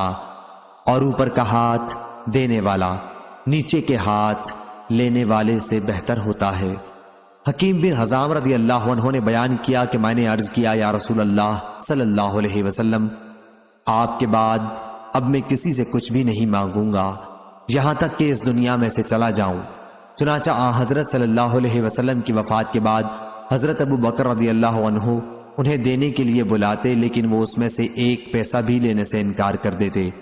پھر حضرت عمر رضی اللہ عنہ اپنے زمانہ خلافت میں انہیں دینے کے لیے بلاتے اور ان سے بھی لینے سے انہوں نے انکار کر دیا تھا۔ حضرت عمر رضی اللہ عنہ نے اس پر کہا کہ مسلمانوں، میں انہیں ان کا حق دیتا ہوں جو اللہ تعالیٰ نے فے کے مال سے ان کا حصہ مقرر کیا ہے، لیکن یہ اسے بھی قبول نہیں کرتے۔ حکیم بن حزام رضی اللہ عنہ کی وفات ہو گئی، لیکن حضرت صلی اللہ علیہ وسلم کے بعد انہوں نے کسی سے کوئی چیز نہیں لی۔ صحیح بخاری حدیث نمبر 3143۔ حماد بن زید نے بیان کیا، ان سے ایوب نے، ان سے نافع نے کہ عمر بن خطاب رضی اللہ عنہ نے عرض کیا یا رسول اللہ، زمانہ جاہلیت کفر میں نے ایک دن کے اعتکاف کی منت مانی تھی تو رسول کریم صلی اللہ علیہ وسلم نے اسے پورا کرنے کا حکم فرمایا۔ نافع نے بیان کیا کہ حنین کے قیدیوں میں سے عمر رضی اللہ عنہ کو 2 باندیاں ملی تھیں تو آپ نے انہیں مکے کے کسی گھر میں رکھا۔ انہوں نے بیان کیا کہ پھر حضرت صلی اللہ علیہ وسلم نے حنین کے قیدیوں پر احسان کیا اور سب کو مفت آزاد کر دیا تو گلیوں میں وہ دوڑنے لگے۔ عمر رضی اللہ عنہ نے کہا، عبداللہ دیکھو تو یہ کیا معاملہ ہے؟ انہوں نے بتایا کہ رسول کریم صلی اللہ علیہ وسلم نے ان پر احسان کیا ہے اور حنین کے تمام قیدی مفت آزاد کر دیے گئے ہیں۔ حضرت عمر رضی اللہ عنہ نے کہا کہ پھر جا ان دونوں لڑکیوں کو بھی آزاد کر دے۔ نافع نے کہا کہ رسول اللہ صلی اللہ علیہ وسلم نے مقام جارانہ سے عمرے کا احرام نہیں باندھا تھا، اگر حضرت صلی اللہ علیہ وسلم وہاں سے عمرے کا احرام باندھتے تو عبداللہ بن عمر رضی اللہ عنہ کو یہ ضرور معلوم ہوتا۔ اور جریر بن حازم نے جو ایوب سے روایت کی، انہوں نے نافع سے، انہوں نے ابن عمر سے، اس میں یوں ہے کہ وہ دونوں باندیاں جو عمر رضی اللہ عنہ کو ملی تھیں خمس میں تھیں۔ اعتکاف سے متعلق یہ روایت معمر نے ایوب سے نقل کی ہے، ان سے نافع نے، ان سے عبداللہ بن عمر رضی اللہ عنہ نے نظر کا قصہ جو روایت کیا ہے اس میں ایک دن کا لفظ نہیں ہے۔ صحیح بخاری حدیث نمبر 3144۔ عمر بن تغلب رضی اللہ عنہ نے بیان کیا، انہوں نے بیان کیا کہ رسول اللہ صلی اللہ علیہ وسلم نے کچھ لوگوں کو دیا اور کچھ لوگوں کو نہیں دیا۔ غالباً جن لوگوں کو آپ صلی اللہ علیہ وسلم نے نہیں دیا تھا ان کو ناگوار ہوا تو حضرت صلی اللہ علیہ وسلم نے فرمایا کہ میں کچھ ایسے لوگوں کو دیتا ہوں کہ مجھے جن کے بگڑ جانے، اسلام سے پھر جانے اور بے صبری کا ڈر ہے، اور کچھ لوگ ایسے ہیں جن پر میں بھروسہ کرتا ہوں تو اللہ تعالیٰ نے ان کے دلوں میں بھلائی اور بے نیازی رکھی ہے، ان کو میں نہیں دیتا۔ عمر بن تغلب رضی اللہ عنہ بھی انہی میں شامل ہیں۔ عمر بن ثعلب کہا کرتے تھے کہ رسول اللہ صلی اللہ علیہ وسلم نے میری نسبت یہ جو کلمہ فرمایا، اگر اس کے بدلے سرخ اونٹ ملتے تو بھی میں اتنا خوش نہ ہوتا۔ ابو عاصم نے جریر سے بیان کیا کہ میں نے حسن بصری سے سنا، عمر بن تغلب رضی اللہ عنہ نے بیان کیا کہ رسول اللہ صلی اللہ علیہ وسلم کے پاس مال یا قیدی آئے تھے اور انہی کو آپ نے تقسیم فرمایا تھا۔ صحیح بخاری حدیث نمبر 3145۔ شعبہ نے بیان کیا، ان سے قتادہ نے اور ان سے انس بن مالک رضی اللہ عنہ نے بیان کیا کہ نبی کریم صلی اللہ علیہ وسلم نے فرمایا، قریش کو میں ان کا دل ملانے کے لیے دیتا ہوں کیونکہ ان کی جاہلیت کفر کا زمانہ ابھی تازہ گزرا ہے، ان کی دلجوئی کرنا ضروری ہے۔ صحیح بخاری حدیث نمبر 3146۔ ظاہری نے بیان کیا، کہا کہ مجھے انس بن مالک رضی اللہ عنہ نے خبر دی کہ جب اللہ تعالیٰ نے اپنے رسول صلی اللہ علیہ وسلم کو قبیلہ حوازن کے اموال میں سے غنیمت دی اور آپ صلی اللہ علیہ وسلم قریش کے بعض آدمیوں کو تالیف قلب کی غرض سے 100 اونٹ دینے لگے تو بعض انصاری لوگوں نے کہا، اللہ تعالیٰ رسول اللہ صلی اللہ علیہ وسلم کی بخشش کرے، آپ قریش کو تو دے رہے ہیں اور ہمیں چھوڑ دیا، حالانکہ ان کا خون ابھی تک ہماری تلواروں سے ٹپک رہا ہے۔ قریش کے لوگوں کو حال ہی میں ہم نے مارا، ان کے شہر کو ہم نے فتح کیا۔ انس رضی اللہ عنہ نے بیان کیا کہ حضرت صلی اللہ علیہ وسلم کو جب یہ خبر پہنچی تو آپ صلی اللہ علیہ وسلم نے انصار کو بلایا اور انہیں چمڑے کے ایک ڈیرے میں جمع کیا۔ ان کے سوا کسی دوسرے صحابی کو آپ نے نہیں بلایا۔ جب سب انصاری لوگ جمع ہو گئے تو آن حضرت صلی اللہ علیہ وسلم بھی تشریف لائے اور دریافت فرمایا کہ آپ لوگوں کے بارے میں جو بات مجھے معلوم ہوئی وہ کہاں تک صحیح ہے؟ انصار کے سمجھدار لوگوں نے عرض کیا، یا رسول اللہ، ہم میں جو عقل والے ہیں وہ تو کوئی ایسی بات زبان پر نہیں لائے ہیں، ہاں چند نو عمر لڑکے ہیں، انہوں نے ہی یہ کہا ہے کہ اللہ رسول اللہ صلی اللہ علیہ وسلم کی بخشش کرے۔ آپ صلی اللہ علیہ وسلم قریش کو تو دے رہے ہیں اور ہم کو نہیں دیتے، حالانکہ ہماری تلواروں سے ابھی تک ان کے خون ٹپک رہے ہیں۔ اس پر آن حضرت صلی اللہ علیہ وسلم نے فرمایا کہ میں بعض ایسے لوگوں کو دیتا ہوں جن کا کفر کا زمانہ ابھی گزرا ہے، اور ان کو دے کر ان کا دل ملاتا ہوں۔ کیا تم اس پر خوش نہیں ہو کہ جب دوسرے لوگ مال و دولت لے کر واپس جا رہے ہوں گے تو تم لوگ اپنے گھروں کو رسول اللہ صلی اللہ علیہ وسلم کو لے کر واپس جا رہے ہوگے؟ اللہ کی قسم، تمہارے ساتھ جو کچھ واپس جا رہا ہے وہ اس سے بہتر ہے جو دوسرے لوگ اپنے ساتھ واپس لے جائیں گے۔ سب انصاریوں نے کہا، بے شک یا رسول اللہ صلی اللہ علیہ وسلم، ہم اس پر راضی اور خوش ہیں۔ پھر آن حضرت صلی اللہ علیہ وسلم نے ان سے فرمایا، میرے بعد تم یہ دیکھو گے کہ تم پر دوسرے لوگوں کو مقدم کیا جائے گا، اس وقت تم صبر کرنا، دنگا فساد نہ کرنا، یہاں تک کہ اللہ تعالیٰ سے جا ملو اور اس کے رسول سے حوض کوثر پر۔ انس رضی اللہ عنہ نے بیان کیا، پھر ہم سے صبر نہ ہو سکا۔ صحیح بخاری حدیث نمبر 3147۔ شہاب نے بیان کیا کہ مجھے عمر بن محمد بن جبیر بن مطعم نے خبر دی کہ میرے باپ محمد بن جبیر نے کہا، اور انہیں جبیر بن مطعم رضی اللہ عنہ نے خبر دی کہ ہم رسول اللہ صلی اللہ علیہ وسلم کے ساتھ تھے، آپ کے ساتھ اور بھی صحابہ تھے۔ حنین کے جہاد سے واپسی ہو رہی تھی، راستے میں کچھ بدو آپ سے لپٹ گئے، لوٹ کا مال آپ سے مانگتے تھے، وہ آپ سے ایسا لپٹے کہ آپ کو ایک ببول کے درخت کی طرف دھکیل لے گئے، آپ کی چادر اس میں اٹک کر رہ گئی۔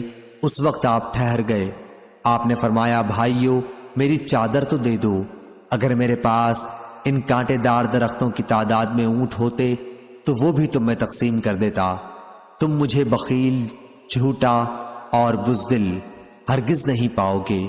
صحیح بخاری حدیث نمبر 3148۔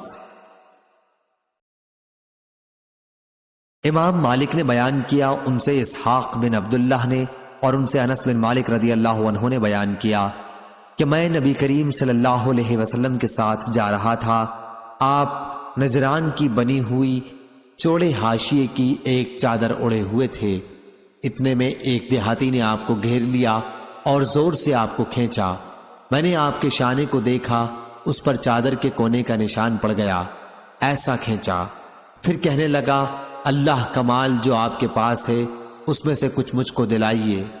آپ صلی اللہ علیہ وسلم نے اس کی طرف دیکھا اور ہنس دیے، پھر آپ صلی اللہ علیہ وسلم نے اسے دینے کا حکم فرمایا۔ صحیح بخاری حدیث نمبر 3149۔ عبداللہ بن مسعود رضی اللہ عنہ نے بیان کیا کہ حنین کی لڑائی کے بعد نبی کریم صلی اللہ علیہ وسلم نے غنیمت کی تقسیم میں بعض لوگوں کو زیادہ دیا، جیسے اقرا بن حابس کو 100 اونٹ دیے، اتنے ہی اونٹ عینہ بن حسین کو دیے، اور کئی عرب کے اشراف لوگوں کو اسی طرح تقسیم میں زیادہ دیا۔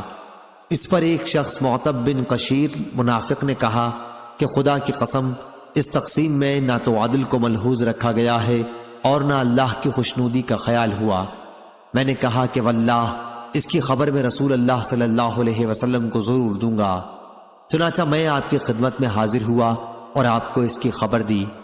حضرت صلی اللہ علیہ وسلم نے سن کر فرمایا، اگر اللہ اور اس کا رسول صلی اللہ علیہ وسلم بھی عدل نہ کرے تو پھر کون عدل کرے گا؟ اللہ تعالیٰ موسیٰ علیہ السلام پر رحم فرمائے کہ ان کو لوگوں کے ہاتھ سے اس سے بھی زیادہ تکلیف پہنچی، لیکن انہوں نے صبر کیا۔ صحیح بخاری حدیث نمبر 3150۔ ہشام نے بیان کیا، کہا کہ مجھے میرے والد نے خبر دی، ان سے اسما بنت ابی بکر رضی اللہ عنہا نے بیان کیا، کہ نبی کریم صلی اللہ علیہ وسلم نے زبیر رضی اللہ عنہ کو جو زمین عنایت فرمائی تھی، میں اس میں سے گٹھلیاں سوکھی کھجوریں اپنے سر پر لایا کرتی تھی۔ وہ جگہ میرے گھر سے 2 میل فرسخ کی 2/3 پر تھی۔ ابو زمرہ نے ہشام سے بیان کیا اور انہوں نے اپنے باپ سے مرسلاً بیان کیا کہ نبی کریم صلی اللہ علیہ وسلم نے زبیر رضی اللہ عنہ کو بنی نذیر کی اراضی میں سے ایک زمین مقطع کے طور پر دی تھی۔ صحیح بخاری حدیث نمبر 3151۔ نافع نے خبر دی انہیں عبداللہ بن عمر رضی اللہ عنہ نے کہ عمر نے یہود و نصارہ کو سرزمین حجاز سے نکال کر دوسری جگہ بسا دیا تھا۔ رسول اللہ صلی اللہ علیہ وسلم نے جب خیبر فتح کیا تو آپ کا بھی ارادہ ہوا تھا کہ یہودیوں کو یہاں سے نکال دیا جائے۔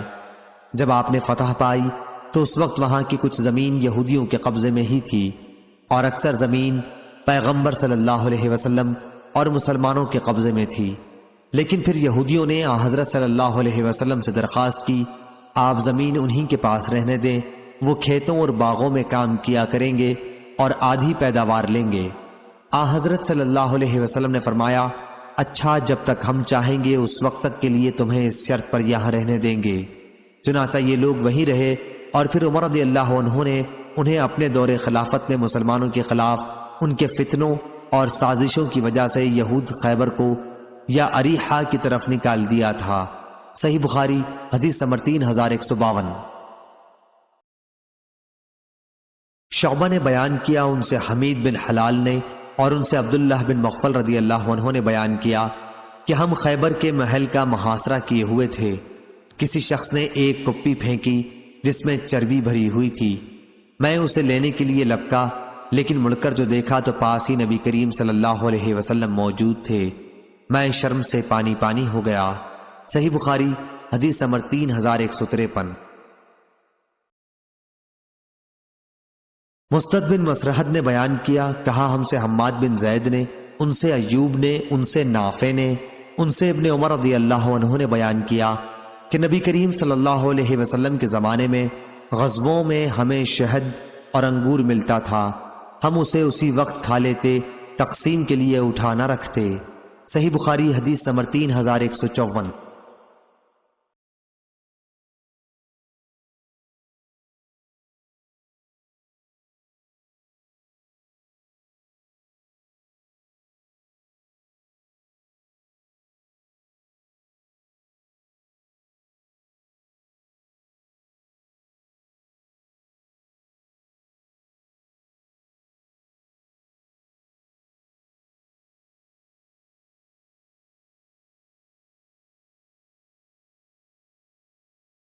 Subscribe my channel 8 The Red Hadith 92.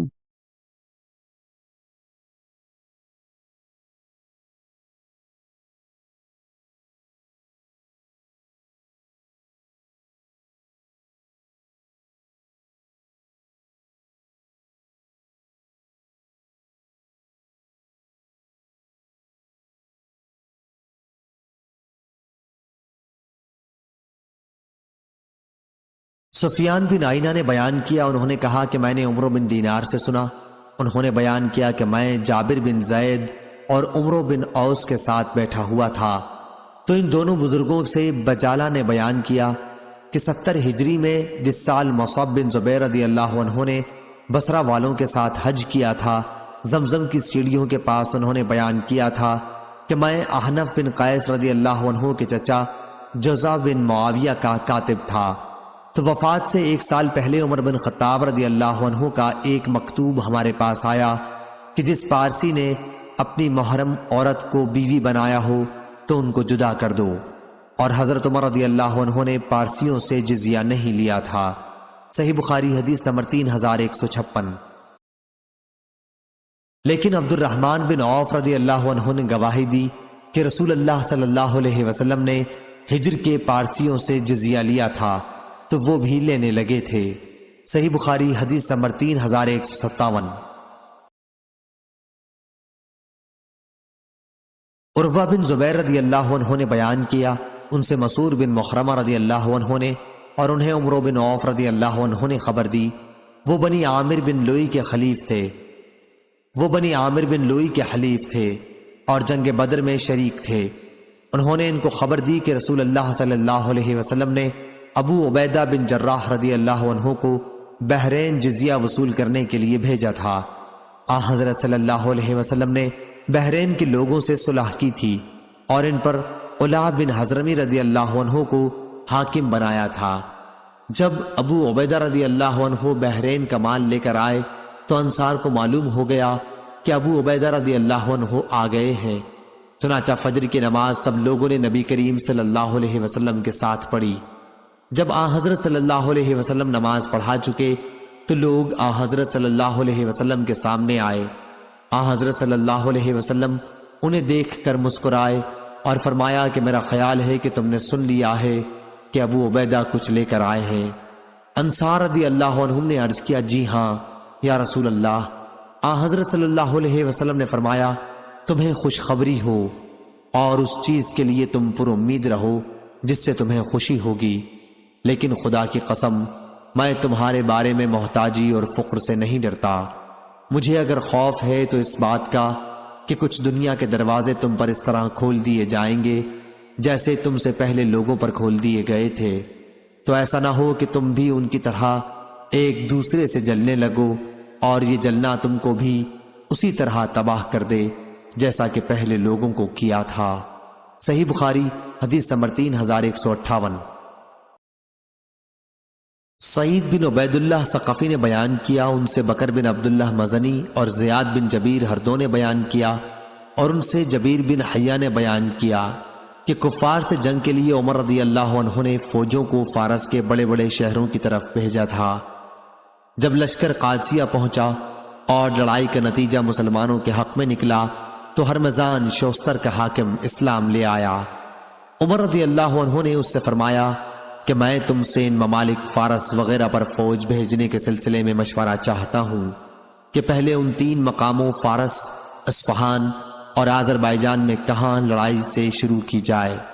اس نے کہا، جی ہاں، اس ملک کی مثال اور اس میں رہنے والے اسلام دشمن باشندوں کی مثال ایک پرندے جیسی ہے جس کا سر ہے اور 2 بازو ہیں۔ اگر اس کا ایک بازو توڑ دیا جائے تو وہ اپنے دونوں پاؤں پر ایک بازو اور ایک سر کے ساتھ کھڑا رہ سکتا ہے، اگر دوسرا بازو بھی توڑ دیا جائے تو دونوں پاؤں اور سر کے ساتھ کھڑا رہ سکتا ہے، اگر سر توڑ دیا جائے تو دونوں پاؤں، دونوں بازو اور سر سب بیکار رہ جاتا ہے۔ پس سر تو کسرا ہے تو ایک بازو قیصر ہے اور دوسرا فارس، اس لیے آپ مسلمانوں کو حکم دے دیں کہ پہلے وہ کسرا پر حملہ کریں۔ اور بکر بن عبداللہ اور زیاد بن جبیر دونوں نے بیان کیا کہ ان سے جبیر بن حیہ نے بیان کیا کہ ہمیں حضرت عمر رضی اللہ عنہ نے جہاد کے لیے بلایا اور نعمان بن مقرن رضی اللہ عنہ کو ہمارا امیر مقرر کیا۔ جب ہم دشمن کی سرزمین نہاوند کے قریب پہنچے تو کسرا کا ایک افسر 40,000 کا لشکر ساتھ لیے ہوئے ہمارے مقابلے کے لیے بڑھا۔ پھر ایک ترجمان نے آ کر کہا کہ تم میں سے کوئی ایک شخص معاملات پر گفتگو کرے۔ مغیرہ بن شعبہ رضی اللہ عنہ نے مسلمانوں کی نمائندگی کی اور فرمایا کہ جو تمہارے مطالبات ہوں انہیں بیان کرو۔ اس نے پوچھا، آخر تم لوگ ہو کون؟ مغیرہ رضی اللہ عنہ نے کہا کہ ہم عرب کے رہنے والے ہیں، ہم انتہائی بدبختیوں اور مصیبتوں میں مبتلا تھے، بھوک کی شدت میں ہم چمڑے اور گٹھلیاں چوزا کرتے تھے، اون اور بال ہماری پوشاک تھی اور پتھروں اور درختوں کی ہم عبادت کیا کرتے تھے۔ ہماری مصیبتیں اسی طرح قائم تھیں کہ آسمان اور زمین کے رب نے، جس کا ذکر اپنی تمام عظمت و جلال کے ساتھ بلند ہے، ہماری طرف ہماری ہی طرح کہ انسانی عادات و خصائص رکھنے والا ایک نبی بھیجا۔ ہم اس کے باپ اور ماں کو جانتے ہیں۔ اللہ کے رسول صلی اللہ علیہ وسلم نے ہمیں حکم دیا کہ ہم تم سے اس وقت تک جنگ کرتے رہیں جب تک تم صرف اللہ اکیلے کی عبادت نہ کرنے لگو، یا پھر اسلام نہ قبول کرنے کی صورت میں جزیہ دینا قبول کر لو۔ اور ہمارے نبی کریم صلی اللہ علیہ وسلم نے ہمیں اپنے رب کا یہ پیغام بھی پہنچایا ہے کہ اسلام کے لیے لڑتے ہوئے جہاد میں ہمارا جو آدمی بھی قتل کیا جائے گا وہ ایسی جنت میں جائے گا جو اس نے کبھی نہیں دیکھی، اور جو لوگ ہم میں سے زندہ باقی رہ جائیں گے وہ فتح حاصل کر کے تم پر حاکم بن سکیں گے۔ مغیرہ نے یہ گفتگو تمام کر کے نعمان سے کہا کہ لڑائی شروع کرو۔ صحیح بخاری حدیث نمبر 3159۔ نعمان نے کہا تم کو تو اللہ پاک ایسی کئی لڑائیوں میں حضرت صلی اللہ علیہ وسلم کے ساتھ شریک رکھ چکا ہے، اور اس نے لڑائی میں دیر کرنے پر تم کو نہ شرمندہ کیا نہ ذلیل کیا، اور میں تو حضرت صلی اللہ علیہ وسلم کے ساتھ لڑائی میں موجود تھا۔ آپ کا قاعدہ تھا اگر صبح سویرے لڑائی شروع نہ کرتے اور دن چڑھ جاتا تو اس وقت تک ٹھہرے رہتے کہ سورج ڈھل جائے، ہوائیں چلنے لگیں، نمازوں کا وقت آن پہنچے۔ صحیح بخاری حدیث نمبر 3160۔ ابو حمید سعدی رضی اللہ عنہ نے بیان کیا کہ رسول کریم صلی اللہ علیہ وسلم کے ساتھ ہم غزوہ تبوک میں شریک تھے۔ ایلا کے حاکم یوحنا بن روبہ نے حضرت صلی اللہ علیہ وسلم کو ایک سفید خچر بھیجا، اور آپ نے اسے ایک چادر بطور خلعت کے اور ایک تحریر کے ذریعے اس کے ملک پر اسے ہی حاکم باقی رکھا۔ صحیح بخاری حدیث نمبر 3161۔ ابو جمرہ نے بیان کیا، کہا کہ میں نے جویریہ بن قدامہ تمیمی سے سنا، انہوں نے بیان کیا کہ میں نے عمر بن خطاب رضی اللہ عنہ سے سنا تھا جب وہ زخمی ہوئے، آپ سے ہم نے عرض کیا تھا کہ ہمیں کوئی وصیت کیجئے، تو آپ نے فرمایا کہ میں تمہیں اللہ تعالیٰ کے عہد کی جو تم نے زمیوں سے کیا ہے وصیت کرتا ہوں کہ اس کی حفاظت میں کوتاہی نہ کرنا، کیونکہ وہ تمہارے نبی کا ذمہ ہے اور تمہارے گھر والوں کی روزی ہے کہ جزیہ کے روپیے سے تمہارے بال بچوں کی گزران ہوتی ہے۔ صحیح بخاری حدیث نمبر 3162۔ یحییٰ بن سعید انصاری نے بیان کیا کہ میں نے انس رضی اللہ عنہ سے سنا، انہوں نے بیان کیا کہ نبی کریم صلی اللہ علیہ وسلم نے انصار کو بلایا تاکہ بحرین میں ان کے لیے کچھ زمین لکھ دیں، لیکن انہوں نے عرض کیا کہ نہیں، خدا کی قسم ہمیں اسی وقت وہاں زمین عنایت فرمائیے جب اتنی زمین ہمارے بھائی قریش مہاجرین کے لیے بھی آپ لکھیں۔ حضرت صلی اللہ علیہ وسلم نے فرمایا جب تک اللہ کو منظور ہے یہ معاش ان کو بھی یعنی قریش والوں کو ملتی رہے گی، لیکن انصار یہی اصرار کرتے رہے کہ قریش والوں کے لیے بھی سندیں لکھ دیجئے۔ جب آپ نے انصار سے فرمایا کہ میرے بعد تم یہ دیکھو گے کہ دوسروں کو تم پر ترجیح دی جائے گی، لیکن تم صبر سے کام لینا تاکہ تم آخر میں مجھ سے آ کر ملو، جنگ اور فساد نہ کرنا۔ صحیح بخاری حدیث نمبر 3163۔ محمد بن منقدر نے بیان کیا کہ جابر بن عبداللہ رضی اللہ عنہ نے بیان کیا کہ رسول اللہ صلی اللہ علیہ وسلم نے مجھ سے فرمایا تھا کہ اگر ہمارے پاس بحرین سے روپیہ آیا تو میں تمہیں اتنا اتنا اتنا 3 لب دوں گا۔ پھر جب حضرت صلی اللہ علیہ وسلم کی وفات ہو گئی اور اس کے بعد بحرین کا روپیہ آیا تو ابو بکر رضی اللہ عنہ نے فرمایا کہ رسول اللہ صلی اللہ علیہ وسلم نے اگر کسی سے کوئی دینے کا وعدہ کیا ہو تو وہ ہمارے پاس آئے۔ چنانچہ میں حاضر ہوا اور عرض کیا کہ حضرت صلی اللہ علیہ وسلم نے مجھ سے فرمایا تھا کہ اگر بحرین کا روپیہ ہمارے یہاں آیا تو میں تمہیں اتنا اتنا اور اتنا دوں گا۔ اس پر انہوں نے فرمایا کہ اچھا 1 لب بھرو۔ میں نے 1 لب بھری تو انہوں نے فرمایا کہ اسے شمار کرو۔ میں نے شمار کیا تو 500 تھا۔ پھر انہوں نے مجھے 1500 عنایت فرمایا۔ صحیح بخاری حدیث نمبر 3164۔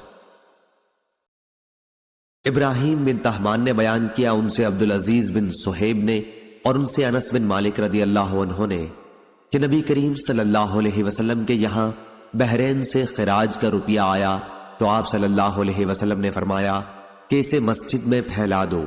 بحرین کا وہ مال ان تمام اموال میں سب سے زیادہ تھا جو اب تک رسول اللہ صلی اللہ علیہ وسلم کے یہاں آ چکے تھے۔ اتنے میں عباس رضی اللہ عنہ تشریف لائے اور کہنے لگے کہ یا رسول اللہ مجھے بھی عنایت فرمائیے، میں زیر بار ہوں، کیونکہ میں نے بدر کے موقع پر اپنا بھی فدیہ ادا کیا تھا اور عقیل کا بھی۔ حضرت صلی اللہ علیہ وسلم نے فرمایا کہ اچھا لے لیجئے۔ چنانچہ انہوں نے اپنے کپڑے میں روپیہ بھر لیا، لیکن اٹھ نہ سکا تو اس میں سے کم کرنے لگے، لیکن کم کرنے کے بعد بھی نہ اٹھ سکا تو عرض کیا کہ حضور صلی اللہ علیہ وسلم کسی کو حکم دے کہ اٹھانے میں میری مدد کرے۔ حضرت صلی اللہ علیہ وسلم نے فرمایا کہ ایسا نہیں ہو سکتا۔ انہوں نے کہا کہ پھر آپ خود ہی اٹھوا دیں۔ فرمایا کہ یہ بھی نہیں ہو سکتا۔ پھر عباس رضی اللہ عنہ نے اس میں سے کچھ کم کیا لیکن اس پر بھی نہ اٹھا سکے تو کہا کہ کسی کو حکم دیجئے کہ وہ اٹھا دے۔ فرمایا کہ نہیں، ایسا نہیں ہو سکتا۔ انہوں نے کہا کہ پھر آپ ہی اٹھا دیں۔ حضور صلی اللہ علیہ وسلم نے فرمایا کہ یہ بھی نہیں ہو سکتا۔ آخر اس میں سے انہیں پھر کم کرنا پڑا اور تب کہیں جا کے اسے اپنے کاندھے پر اٹھا سکے اور لے کر جانے لگے۔ حضرت صلی اللہ علیہ وسلم اس وقت تک انہیں برابر دیکھتے رہے جب تک وہ ہماری نظروں سے چھپ نہ گئے۔ ان کے حرص پر آپ صلی اللہ علیہ وسلم نے تعجب فرمایا اور آپ اس وقت تک وہاں سے نہ اٹھے جب تک وہاں 1 درہم بھی باقی رہا۔ صحیح بخاری حدیث نمبر 3165۔ عبد الواحد نے بیان کیا، انہوں نے کہا ہم سے حسن بن عمرو نے بیان کیا، انہوں نے کہا ہم سے مجاہد نے بیان کیا، اور ان سے عبداللہ بن عمرو رضی اللہ عنہ نے بیان کیا کہ نبی کریم صلی اللہ علیہ وسلم نے فرمایا، جس نے کسی زمین کو ناحق قتل کیا وہ جنت کی خوشبو بھی نہ پا سکے گا، حالانکہ جنت کی خوشبو 40 سال کی راہ سے سونگھی جا سکتی ہے۔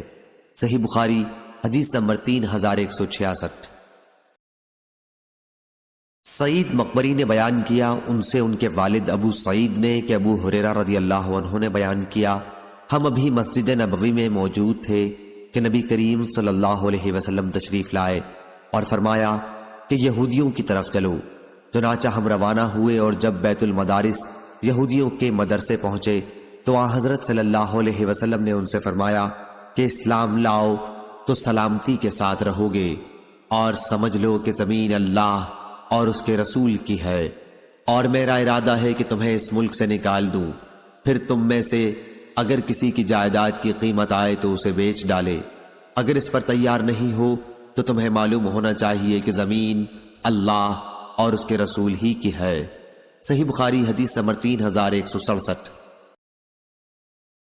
سفیان بن عیینہ نے بیان کیا، ان سے سلیمان احول نے، انہوں نے سعید بن جبیر سے سنا اور انہوں نے ابن عباس رضی اللہ عنہ سے سنا، آپ نے جمعرات کے دن کا ذکر کرتے ہوئے کہا، تمہیں معلوم ہے کہ جمعرات کا دن، ہائے یہ کون سا دن ہے؟ اس کے بعد وہ اتنا روئے کہ ان کے آنسوؤں سے کنکریاں تر ہو گئیں۔ سعید نے کہا، میں نے عرض کیا، یا ابن عباس، جمعرات کے دن سے کیا مطلب ہے؟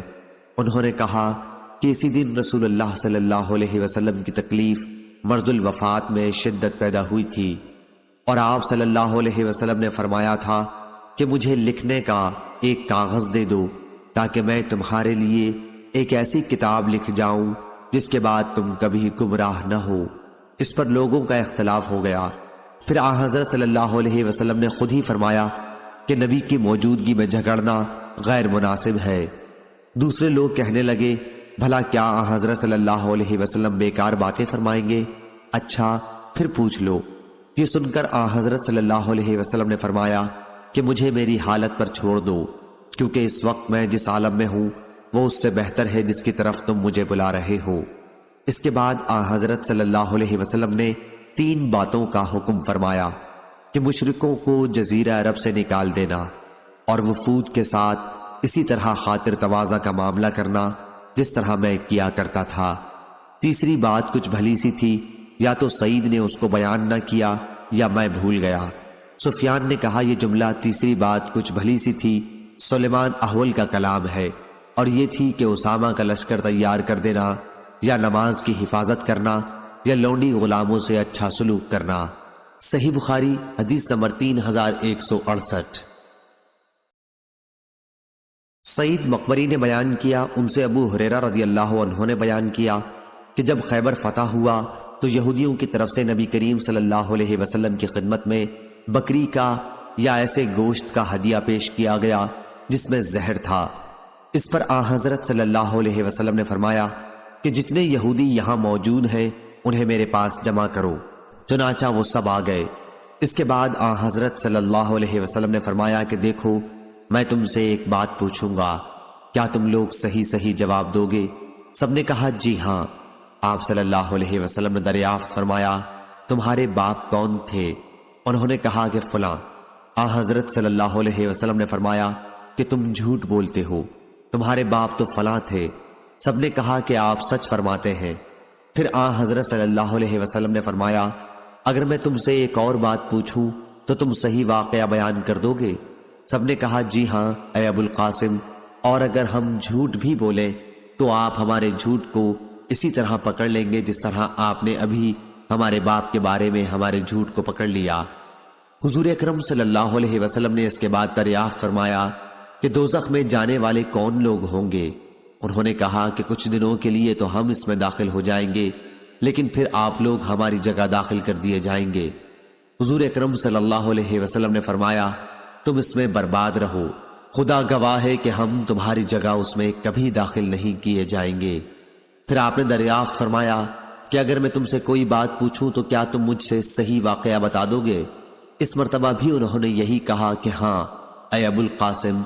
حضرت صلی اللہ علیہ وسلم نے دریافت کیا تم نے اس بکری کے گوشت میں زہر ملایا ہے؟ انہوں نے کہا جی ہاں۔ حضرت صلی اللہ علیہ وسلم نے دریافت فرمایا کہ تم نے ایسا کیوں کیا؟ انہوں نے کہا کہ ہمارا مقصد یہ تھا کہ آپ جھوٹے ہیں نبوت میں تو ہمیں آرام مل جائے گا، اور اگر آپ واقعی نبی ہیں تو یہ زہر آپ کو کوئی نقصان نہ پہنچا سکے گا۔ صحیح بخاری حدیث نمبر 3169۔ ثابت بن یزید نے بیان کیا ہم سے عاصم اہول نے کہا کہ میں نے انس رضی اللہ عنہ سے دعائے قنوت کے بارے میں پوچھا تو آپ نے فرمایا کہ رکوع سے پہلے ہونی چاہیے۔ میں نے عرض کیا کہ فلاں صاحب محمد بن سیرین تو کہتے ہیں کہ آپ نے کہا تھا کہ رکوع کے بعد ہوتی ہے۔ انس رضی اللہ عنہ نے اس پر کہا کہ انہوں نے غلط کہا ہے۔ پھر انہوں نے ہم سے یہ حدیث بیان کی کہ نبی کریم صلی اللہ علیہ وسلم نے 1 مہینے تک رکوع کے بعد دعائے قنوت کی تھی، اور آپ نے اس میں قبیلہ بنو سلیم کے قبیلوں کے حق میں بد دعا کی تھی۔ انہوں نے بیان کیا کہ حضرت صلی اللہ علیہ وسلم نے 40 یا 70 قرآن کے عالم صحابہ کی ایک جماعت، راوی کو شک تھا، مشرکین کے پاس بھیجی تھی، لیکن یہ بنی سلیم کے لوگ جن کا سردار عامر بن طفیل تھا ان کے آڑے آئے اور ان کو مار ڈالا، حالانکہ نبی کریم صلی اللہ علیہ وسلم سے ان کا معاہدہ تھا، لیکن انہوں نے دغا دی۔ حضرت صلی اللہ علیہ وسلم کو کسی معاملے پر اتنا رنجیدہ اور غمگین نہیں دیکھا جتنا ان صحابہ کی شہادت پر آپ رنجیدہ تھے۔ صحیح بخاری حدیث نمبر 3170۔ ام ہانی بنت ابی طالب کے غلام ابو مرہ نے خبر دی، انہوں نے ام ہانی بنت ابی طالب رضی اللہ عنہا سے سنا، آپ بیان کرتی تھیں کہ فتح مکہ کے موقع پر میں رسول اللہ صلی اللہ علیہ وسلم کی خدمت میں حاضر ہوئی مکے میں نے دیکھا کہ آپ غسل کر رہے تھے اور فاطمہ رضی اللہ عنہا آپ کی صاحبزادی پردہ کیے ہوئے تھیں۔ میں نے آپ کو سلام کیا تو آپ نے دریافت فرمایا کون صاحبہ ہیں؟ میں نے عرض کیا کہ میں ام ہانی بنت ابی طالب ہوں۔ حضرت صلی اللہ علیہ وسلم نے فرمایا آؤ، اچھی آئیں ام ہانی۔ پھر جب آپ صلی اللہ علیہ وسلم غسل سے فارغ ہوئے تو آپ نے کھڑے ہو کر 8 رکعت چاشت کی نماز پڑھی۔ آپ صلی اللہ علیہ وسلم صرف ایک کپڑا جس میں اتھر پر لپیٹے ہوئے تھے۔ میں نے عرض کیا یا رسول اللہ صلی اللہ علیہ وسلم، میری ماں کے بیٹے حضرت علی رضی اللہ عنہ کہتے ہیں کہ وہ ایک شخص کو جسے میں پناہ دے چکی ہوں قتل کیے بغیر نہیں رہیں گے۔ یہ شخص حبیرہ کا فلاں لڑکا جودہ ہے۔ حضرت صلی اللہ علیہ وسلم نے فرمایا ام ہانی جسے تم نے پناہ دی اسے ہماری طرف سے بھی پناہ ہے۔ ام ہانی رضی اللہ عنہا نے بیان کیا کہ یہ وقت چاشت کا تھا۔ صحیح بخاری حدیث نمبر 3171۔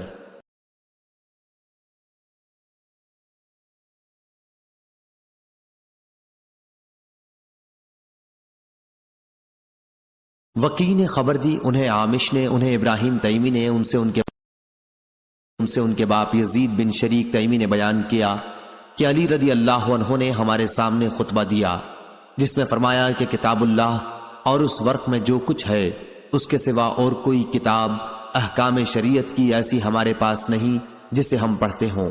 پھر آپ نے فرمایا کہ اس میں زخموں کے قصاص کے احکام ہیں اور دیت میں دیے جانے والے کی عمر کے احکام ہیں، اور یہ کہ مدینہ حرم ہے غیر پہاڑی سے فلاں احد پہاڑی تک، اس لیے جس شخص نے کوئی نئی بات شریعت کے اندر داخل کی یا کسی ایسے شخص کو پناہ دی تو اس پر اللہ، ملائکہ اور انسان سب کی لعنت ہے، نہ اس کی کوئی فرض عبادت قبول ہوگی اور نہ نفل۔ اور یہ بیان ہے جو لونڈی غلام اپنے مالک کے سوا کسی دوسرے کو مالک بنائے اس پر بھی اس طرح لعنت ہے، اور مسلمان سب برابر ہیں، ہر ایک کا ذمہ یکساں ہے۔ پس جس شخص نے کسی مسلمان کی پناہ میں جو کسی کافر کو دی گئی ہو دخل اندازی کی تو اس پر بھی اسی طرح لعنت ہے۔ صحیح بخاری حدیث نمبر 3172۔ مستد بن مسرحد نے بیان کیا، کہا ہم سے بشیر بن مفضل نے، کہا ہم سے یحییٰ بن سعید انصاری نے، ان سے بشیر بن یسار نے اور ان سے سہل بن ابی حتمہ نے بیان کیا کہ عبداللہ بن سہل اور محیصہ بن مسعود بن زید رضی اللہ عنہ خیبر گئے۔ ان دنوں خیبر کے یہودیوں سے مسلمانوں کی صلح تھی۔ پھر دونوں حضرات خیبر پہنچ کر اپنے اپنے کاموں کے لیے جدا ہو گئے۔ اس کے بعد محیصہ رضی اللہ عنہ عبداللہ بن سہل کے پاس آئے تو کیا دیکھتے ہیں کہ وہ خون میں لوٹ رہے ہیں، کسی نے ان کو قتل کر ڈالا۔ خیر محیصہ رضی اللہ عنہ نے عبداللہ رضی اللہ عنہ کو دفن کر دیا، پھر مدینہ آئے۔ اس کے بعد عبد الرحمن بن سہل عبداللہ رضی اللہ عنہ کے بھائی اور مسعود کے دونوں صاحبزادے محیصہ اور حویصہ نبی کریم صلی اللہ علیہ وسلم کی خدمت میں حاضر ہوئے۔ گفتگو عبد الرحمن رضی اللہ عنہ نے شروع کی تو آن حضرت صلی اللہ علیہ وسلم نے فرمایا کہ تم لوگوں میں عمر میں بڑے ہوں وہ بات کریں۔ عبد الرحمن سب سے کم عمر تھے، وہ چپ ہو گئے اور محیصہ اور حویصہ نے بات شروع کی۔ آپ نے دریافت فرمایا، کیا تم لوگ اس پر قسم کھا سکتے ہو کہ جس شخص کو تم قاتل کہہ رہے ہو اس پر تمہارا حق ثابت ہو سکے؟ ان لوگوں نے عرض کیا کہ ہم ایک ایسے معاملے میں کس طرح قسم کھا سکتے ہیں جس کو ہم نے خود آنکھوں سے نہ دیکھا ہو۔ حضرت صلی اللہ علیہ وسلم نے فرمایا کہ پھر کیا یہود تمہارے دعوے سے اپنی برت اپنی طرف سے 50 قسمیں کھا کر دیں؟ ان لوگوں نے عرض کیا کہ کفار کی قسموں کا ہم کس طرح اعتبار کر سکتے ہیں؟ چنانچہ حضرت صلی اللہ علیہ وسلم نے خود اپنے پاس سے ان کی دیت ادا کر دی۔ صحیح بخاری حدیث نمبر 3173۔ عبید اللہ بن عبداللہ بن عتبہ نے خبر دی، انہیں عبداللہ بن عباس رضی اللہ عنہ نے خبر دی اور انہیں ابو سفیان بن حرب نے خبر دی کہ ہرقل فرمانروائے روم نے انہیں قریش کے قافلے کے ساتھ بلا بھیجا۔ یہ لوگ شام اس زمانے میں تجارت کی غرض سے گئے ہوئے تھے جب آن حضرت صلی اللہ علیہ وسلم نے ابو سفیان سے صلح حدیبیہ میں قریش کے کافروں کے مقدمے میں صلح کی تھی۔ صحیح بخاری حدیث نمبر 3174۔ یحییٰ نے بیان کیا، کہا کہ ہم سے ہشام نے بیان کیا، کہا کہ مجھ سے میرے باپ نے بیان کیا، اور ان سے عائشہ رضی اللہ عنہا نے کہ نبی کریم صلی اللہ علیہ وسلم پر جادو کر دیا گیا تھا تو بعض دفعہ ایسا ہوتا کہ آپ سمجھتے کہ میں نے فلاں کام کر لیا ہے حالانکہ آپ نے وہ کام نہ کیا ہوتا۔ صحیح بخاری حدیث نمبر 3175۔ عبداللہ بن علا بن زبیر نے بیان کیا، انہوں نے بیان کیا کہ میں نے بصر بن عبید اللہ سے سنا، انہوں نے ابو ادریس سے سنا، کہا کہ میں نے عوف بن مالک رضی اللہ عنہ سے سنا، آپ نے بیان کیا کہ میں غزوہ تبوک کے موقع پر نبی کریم صلی اللہ علیہ وسلم کی خدمت میں حاضر ہوا۔ آپ اس وقت چمڑے کے ایک خیمے میں تشریف فرما تھے۔ آپ صلی اللہ علیہ وسلم نے فرمایا کہ قیامت کی 6 نشانیاں شمار کر لو، میری موت، پھر بیت المقدس کی فتح، پھر ایک وبا جو تم میں شدت سے پھیلے گی جسے بکریوں میں طاعون پھیل جاتا ہے، پھر مال کی کثرت اس درجے میں ہوگی کہ ایک شخص 100 دینار بھی اگر کسی کو دے گا تو اس پر بھی وہ ناراض ہوگا، پھر فتنہ اتنا تباہ کن عام ہوگا کہ عرب کا کوئی گھر باقی نہ رہے گا جو اس کی لپیٹ میں نہ آ گیا ہو، پھر صلح جو تمہارے اور بنی الاصفر نصارائے روم کے درمیان ہوگی، لیکن وہ دغا کریں گے اور ایک عظیم لشکر کے ساتھ تم پر چڑھائی کریں گے، اس میں 80 جھنڈے ہوں گے اور ہر جھنڈے کے ماتحت 12,000 فوج ہوگی، یعنی 9,60,000 فوج سے وہ تم پر حملہ آور ہوں گے۔ صحیح بخاری حدیث نمبر 3176۔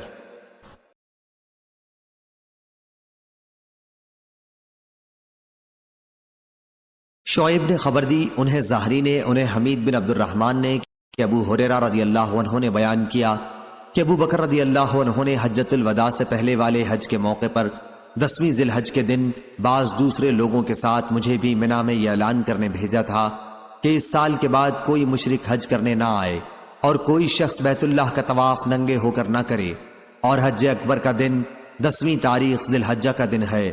اسے حج اکبر اس لیے کہا گیا کہ لوگ عمرے کو حج اصغر کہنے لگے تھے، تو ابو بکر رضی اللہ عنہ نے اس سال مشرکوں سے جو عہد لیا تھا اسے واپس کر دیا، اور دوسرے سال حجۃ الوداع میں جب حضرت صلی اللہ علیہ وسلم نے حج کیا تو کوئی مشرک شریک نہیں ہوا۔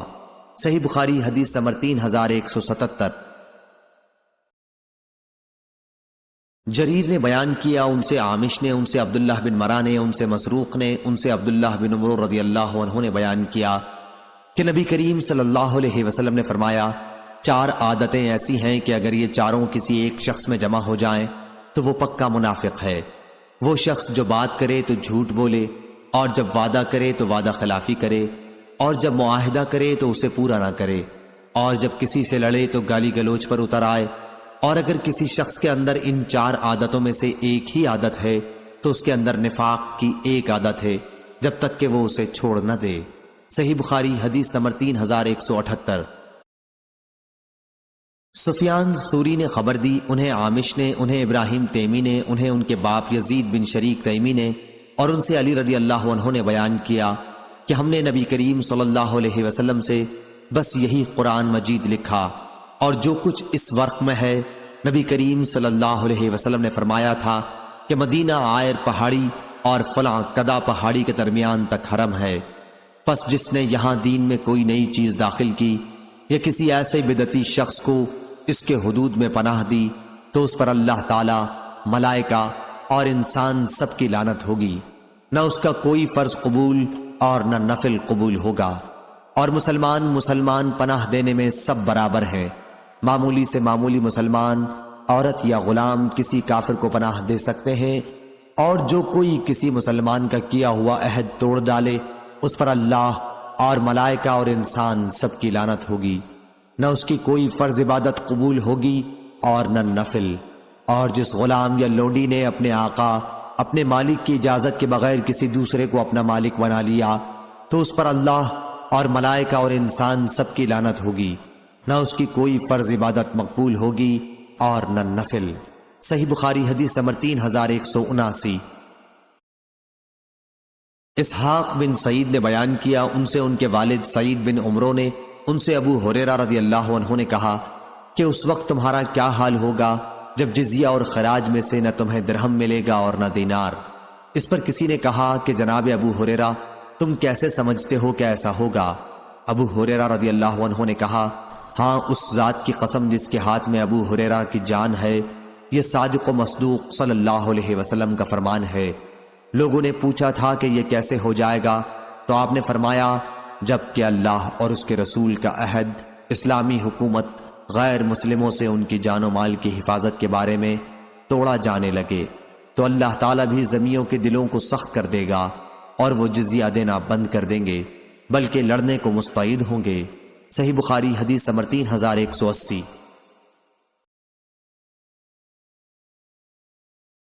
ابو حمزہ نے خبر دی، کہا کہ میں نے عامش سے سنا، انہوں نے بیان کیا کہ میں نے ابو وائل سے پوچھا، کیا آپ صفین کی جنگ میں موجود تھے؟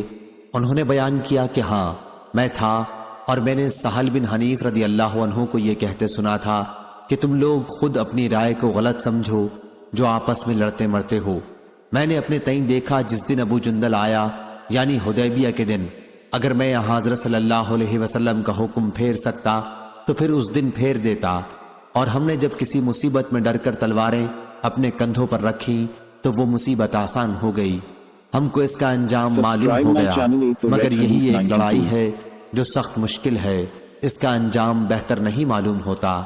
صحیح بخاری حدیث نمبر 3181۔ عبداللہ بن محمد نے بیان کیا، کہا ہم سے یحییٰ بن آدم نے، ان سے یزید بن عبدالعزیز نے، ان سے ان کے باپ عبدالعزیز بن سیاح نے، ان سے حبیب بن ابی ثابت نے بیان کیا، کہا کہ مجھ سے ابو وائل نے بیان کیا کہ ہم مقام صفین میں ڈیرے ڈالے ہوئے تھے، پھر سہل بن حنیف کھڑے ہوئے اور فرمایا، اے لوگو، تم خود اپنی رائے کو غلط سمجھو، ہم صلح حدیبیہ کے موقع پر رسول اللہ صلی اللہ علیہ وسلم کے ساتھ تھے، اگر ہمیں لڑنا ہوتا تو اس وقت ضرور لڑتے۔ عمر اس موقع پر آئے یعنی حدیبیہ میں اور عرض کیا، یا رسول اللہ، کیا ہم حق پر اور وہ باطل پر نہیں ہیں؟ حضرت صلی اللہ علیہ وسلم نے فرمایا کہ کیوں نہیں؟ عمر رضی اللہ عنہ نے کہا کہ ہمارے مقتول جنت میں اور ان کے مقتول جہنم میں نہیں جائیں گے؟ حضرت صلی اللہ علیہ وسلم نے فرمایا کیوں نہیں؟ پھر عمر رضی اللہ عنہ نے کہا کہ پھر ہم اپنے دین کے معاملے میں کیوں دبیں؟ کیا ہم مدینے واپس چلے جائیں گے اور ہمارے اور ان کے درمیان اللہ کوئی فیصلہ نہیں کرے گا؟ حضرت صلی اللہ علیہ وسلم نے فرمایا، اے ابن خطاب، میں اللہ کا رسول ہوں اور اللہ مجھے کبھی برباد نہیں کرے گا۔ اس کے بعد حضرت عمر رضی اللہ عنہ حضرت ابو بکر رضی اللہ عنہ کے پاس گئے اور ان سے وہی سوالات کیے جو نبی کریم صلی اللہ علیہ وسلم سے ابھی کر چکے تھے۔ انہوں نے بھی یہی کہا، کیا حضرت صلی اللہ علیہ وسلم اللہ کے رسول ہیں اور اللہ انہیں کبھی برباد نہیں ہونے دے گا؟ پھر سورہ فتح نازل ہوئی اور حضرت صلی اللہ علیہ وسلم نے حضرت عمر رضی اللہ عنہ کو اسے آخر تک پڑھ کر سنایا تو حضرت عمر رضی اللہ عنہ نے عرض کیا، کیا یہی فتح ہے؟ حضرت صلی اللہ علیہ وسلم نے فرمایا کہ ہاں، بلا شک یہی فتح ہے۔ صحیح بخاری حدیث نمبر 3182۔ حاتم نے بیان کیا، ان سے ہشام بن عروہ نے، ان سے ان کے باپ نے اور ان سے اسماء بنت ابی بکر رضی اللہ عنہا نے بیان کیا کہ قریش سے جس زمانے میں رسول کریم صلی اللہ علیہ وسلم نے حدیبیہ کی صلح کی تھی، اسی مدت میں میری والدہ قتیلہ اپنے باپ حارث بن مدرک کو ساتھ لے کر میرے پاس آئیں۔ وہ اسلام میں داخل نہیں ہوئی تھیں۔ عروہ نے بیان کیا کہ حضرت اسماء رضی اللہ عنہا نے اس بارے میں حضرت صلی اللہ علیہ وسلم سے پوچھا کہ یا رسول اللہ، میری والدہ آئی ہوئی ہے اور مجھ سے رغبت کے ساتھ ملنا چاہتی ہیں، تو کیا میں ان کے ساتھ صلہ رحمی کروں؟ حضرت صلی اللہ علیہ وسلم نے فرمایا کہ ہاں، ان کے ساتھ صلہ رحمی کر۔ صحیح بخاری حدیث نمبر 3183۔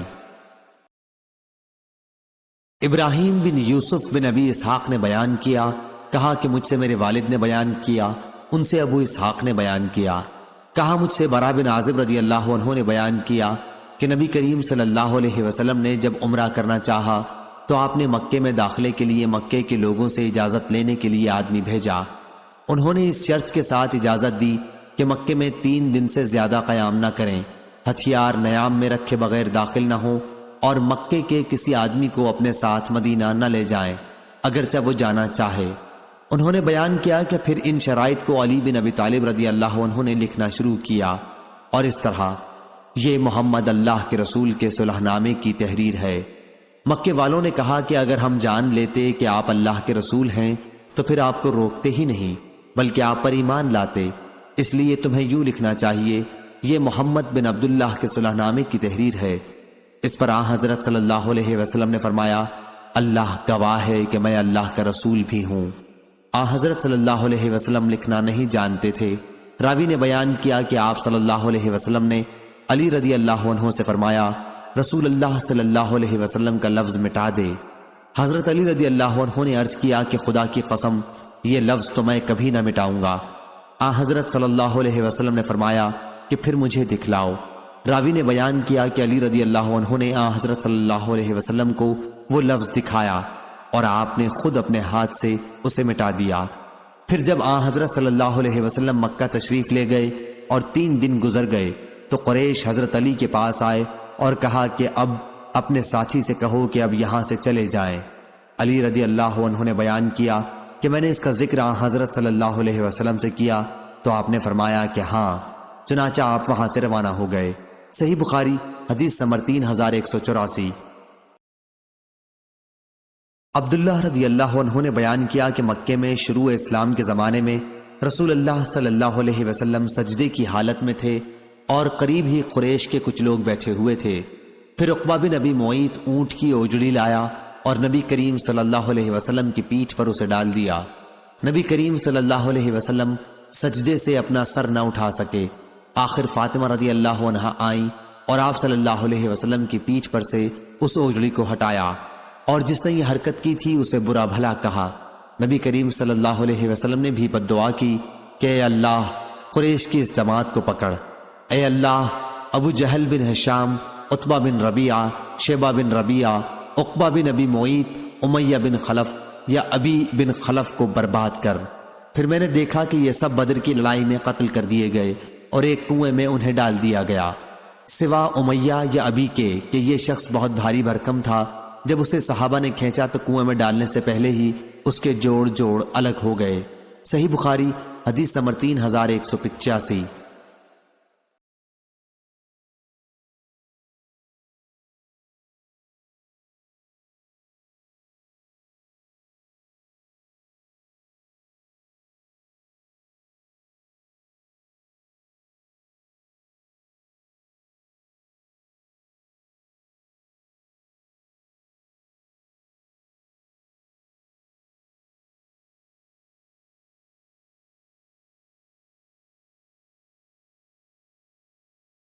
حماد نے بیان کیا ان سے ایوب نے، ان سے نافع نے اور ان سے عبداللہ بن عمر رضی اللہ عنہ نے بیان کیا کہ میں نے نبی کریم صلی اللہ علیہ وسلم سے سنا، آپ صلی اللہ علیہ وسلم نے فرمایا کہ ہر دغاباز کے لیے قیامت کے دن ایک جھنڈا ہوگا جو اس کی دغابازی کی علامت کے طور پر اس کے پیچھے گاڑ دیا جائے گا۔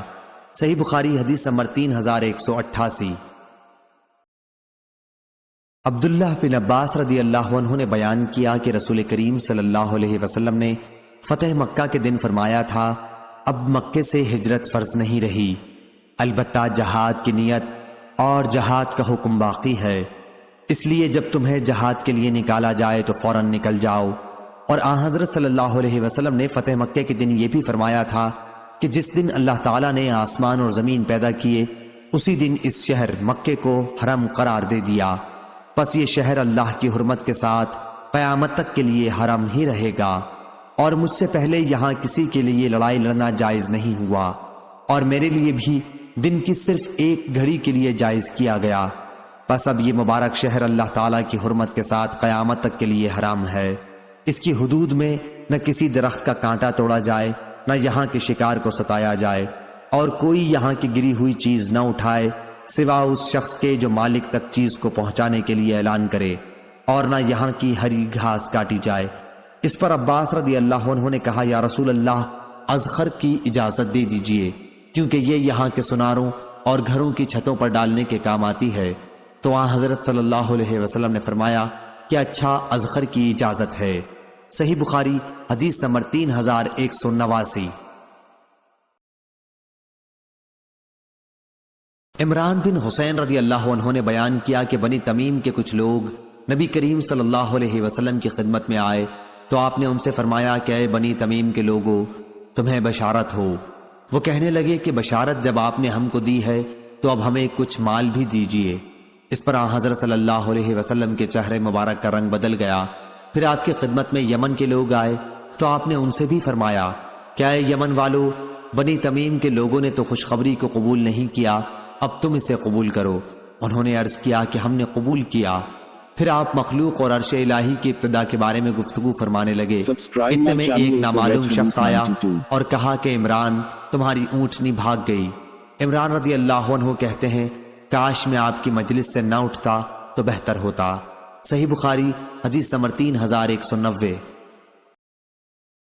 جامع بن شداد نے بیان کیا، ان سے صفوان بن مہرز نے اور ان سے عمران بن حسین رضی اللہ عنہ نے بیان کیا کہ میں نبی کریم صلی اللہ علیہ وسلم کی خدمت میں حاضر ہوا اور اپنے اونٹ کو میں نے دروازے ہی پر باندھ دیا۔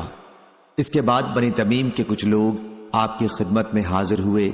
آپ صلی اللہ علیہ وسلم نے ان سے فرمایا، اے بنو تمیم، خوشخبری قبول کرو۔ انہوں نے 2 بار کہا کہ جب آپ نے ہمیں خوشخبری دی ہے تو اب مال بھی دیجیے۔ پھر یمن کے چند لوگ خدمت نبوی میں حاضر ہوئے۔ آپ صلی اللہ علیہ وسلم نے ان سے بھی یہی فرمایا کہ خوشخبری قبول کر لو اے یمن والو۔ بنو تمیم والوں نے تو نہیں قبول کی۔ وہ بولے، یا رسول اللہ، خوشخبری ہم نے قبول کی۔ پھر وہ کہنے لگے، ہم اس لیے حاضر ہوئے ہیں تاکہ آپ سے اس عالم کی پیدائش کا حال پوچھیں۔ آپ صلی اللہ علیہ وسلم نے فرمایا، اللہ تعالی ازل سے موجود تھا اور اس کے سوا کوئی چیز موجود نہ تھی، اور اس کا عرش پانی پر تھا، لوح محفوظ میں اس نے ہر چیز کو لکھ لیا تھا۔ پھر اللہ تعالیٰ نے آسمان و زمین کو پیدا کیا۔ ابھی یہ باتیں ہو ہی رہی تھی کہ ایک پکارنے والے نے آواز دی کہ ابن الحسین، تمہاری اونٹنی بھاگ گئی۔ میں اس کے پیچھے دوڑا، دیکھا تو وہ سراب کی آڑ میں ہے، میرے اور اس کے بیچ میں سراب حائل ہے، یعنی وہ ریت جو دھوپ میں پانی کی طرح چمکتی ہے۔ اللہ تعالیٰ کی قسم، میرا دل بہت پچھتایا کہ کاش میں نے اسے چھوڑ دیا ہوتا اور آن حضرت صلی اللہ علیہ وسلم کی حدیث سنی ہوتی۔ صحیح بخاری حدیث نمبر 3191۔ عیسیٰ نے رغبہ سے روایت کیا، انہوں نے قیس بن مسلم سے، انہوں نے طارق بن شہاب سے، انہوں نے بیان کیا کہ میں نے عمر بن خطاب رضی اللہ عنہ سے سنا، آپ نے کہا کہ ایک مرتبہ نبی کریم صلی اللہ علیہ وسلم نے منبر پر کھڑے ہو کر ہمیں واعظ فرمایا اور ابتدائے خلق کے بارے میں ہمیں خبر دی، یہاں تک کہ جب جنت والے اپنی منزلوں میں داخل ہو جائیں گے اور جہنم والے اپنے ٹھکانوں کو پہنچ جائیں گے، وہاں تک ساری تفصیل کو آپ نے بیان فرمایا۔ جسے اس حدیث کو یاد رکھنا تھا اس نے یاد رکھا، اور جسے بھولنا تھا وہ بھول گیا۔ صحیح بخاری حدیث نمبر 3192۔ ابو احمد نے بیان کیا، ان سے سفیان ثوری نے، ان سے ابو زناد نے، ان سے اعرج نے، اور ان سے ابو ہریرہ رضی اللہ عنہ نے کہ نبی کریم صلی اللہ علیہ وسلم نے فرمایا کہ اللہ تعالیٰ فرماتا ہے کہ ابن آدم نے مجھے گالی دی، اور اس کے لیے مناسب نہ تھا کہ وہ مجھے گالی دیتا۔ اس نے مجھے جھٹلایا، اور اس کے لیے یہ بھی مناسب نہ تھا۔ اس کی گالی یہ ہے کہ وہ کہتا ہے میرا بیٹا ہے، اور اس کا جھٹلانا یہ ہے کہ وہ کہتا ہے کہ جس طرح اللہ نے مجھے پہلی بار پیدا کیا، دوبارہ موت کے بعد وہ مجھے زندہ نہیں کر سکے گا۔ صحیح بخاری حدیث نمبر 3193۔ ابو زناد نے بیان کیا، ان سے اعرج نے بیان کیا، اور ان سے ابو ہریرہ رضی اللہ عنہ نے بیان کیا کہ رسول اللہ صلی اللہ علیہ وسلم نے فرمایا، جب اللہ تعالی مخلوق کو پیدا کر چکا تو اپنی کتاب لوح محفوظ میں جو اس کے پاس عرش پر موجود ہے اس نے لکھا کہ میری رحمت میرے غضب پر غالب ہے۔ صحیح بخاری حدیث نمبر 3194۔ یحییٰ بن ابی کثیر نے بیان کیا، ان سے محمد بن ابراہیم بن حارث نے، ان سے ابو سلمہ بن عبد الرحمن نے، ان کا ایک دوسرے صاحب سے ایک زمین کے بارے میں جھگڑا تھا۔ وہ حضرت عائشہ رضی اللہ عنہا کی خدمت میں حاضر ہوئے اور ان سے واقعہ بیان کیا۔ انہوں نے جواب میں فرمایا، ابو سلمہ، کسی کی زمین کے ناحق لینے سے بچو، کیونکہ رسول اللہ صلی اللہ علیہ وسلم نے فرمایا ہے کہ اگر ایک بالشت کے برابر بھی کسی نے زمین کے بارے میں ظلم کیا تو قیامت کے دن 7 زمینوں کا طوق اسے پہنایا جائے گا۔ صحیح بخاری حدیث نمبر 3195۔ عبداللہ بن مبارک نے خبر دی، انہیں موسیٰ بن عقبہ نے، انہیں سالم بن عبداللہ بن عمر نے، اور ان سے ان کے والد نے بیان کیا کہ نبی کریم صلی اللہ علیہ وسلم نے فرمایا، جس نے کسی کی زمین میں سے کچھ ناحق لے لیا تو قیامت کے دن اسے 7 زمینوں تک دھنسایا جائے گا۔ صحیح بخاری حدیث نمبر 3196۔ محمد بن سیرین نے بیان کیا، ان سے ابو بکرہ کے صاحبزادے عبد الرحمن نے بیان کیا، اور ان سے ابو بکرہ رضی اللہ عنہ نے بیان کیا کہ نبی کریم صلی اللہ علیہ وسلم نے فرمایا، زمانہ گھوم پھر کر اسی حالت پر آ گیا جیسے اس دن تھا جس دن اللہ تعالیٰ نے آسمان اور زمین پیدا کی تھی۔ سال 12 مہینوں کا ہوتا ہے، 4 مہینے اس میں سے حرمت کے ہیں، 3 تو پے در پہ، ذیقعد، ذوالحج اور محرم، اور چوتھا رجب، مضر جو جمادی الاخر اور شعبان کے بیچ میں پڑتا ہے۔ صحیح بخاری حدیث نمبر 3197۔ ابو اسامہ نے بیان کیا، ان سے ہشام بن عروہ نے، ان سے ان کے والد نے، اور ان سے سعید بن زید بن عمرو بن نفیل نے کہ عروہ بنت ابی اوس سے ان کا ایک زمین کے بارے میں جھگڑا ہوا، جس کے متعلق عروہ کہتی تھی کہ سعید نے میری زمین چھین لی۔ یہ مقدمہ مروان خلیفہ کے یہاں فیصلے کے لیے گیا جو مدینے کا حاکم تھا۔ سعید رضی اللہ عنہ نے کہا، بھلا کیا میں ان کا حق دبا لوں گا؟ میں گواہی دیتا ہوں کہ میں نے رسول اللہ صلی اللہ علیہ وسلم کو یہ فرماتے سنا ہے کہ جس نے ایک بالشت زمین بھی ظلم سے کسی کی دبا لی تو قیامت کے دن 7 زمینوں کا طوق اس کی گردن میں ڈالا جائے گا۔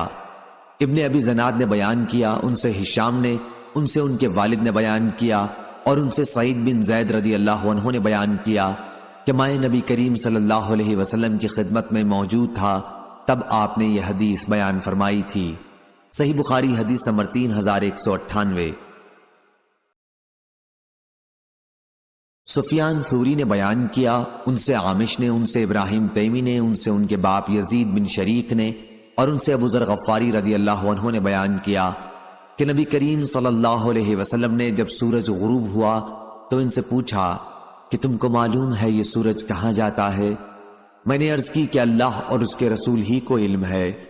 آپ صلی اللہ علیہ وسلم نے فرمایا کہ یہ جاتا ہے اور عرش کے نیچے پہنچ کر پہلے سجدہ کرتا ہے، پھر دوبارہ آنے کی اجازت چاہتا ہے اور اسے اجازت دی جاتی ہے، اور وہ دن بھی قریب ہے جب یہ سجدہ کرے گا تو اس کا سجدہ قبول نہ ہوگا، اور اجازت چاہے گا لیکن اجازت نہ ملے گی، بلکہ اس سے کہا جائے گا کہ جہاں سے آیا تھا وہیں واپس چلا جا، چنانچہ اس دن وہ مغرب ہی سے نکلے گا۔ اللہ تعالیٰ کے فرمان وَالشَّمْسُ تَجْرِي لِمُسْتَقَرٍّ لَهَا ذَلِكَ تَقْدِيرُ الْعَزِيزِ الْعَلِيمِ، سورہ یاسین آیت نمبر 38۔ میں اسی طرف اشارہ ہے۔ صحیح بخاری حدیث نمبر 3199۔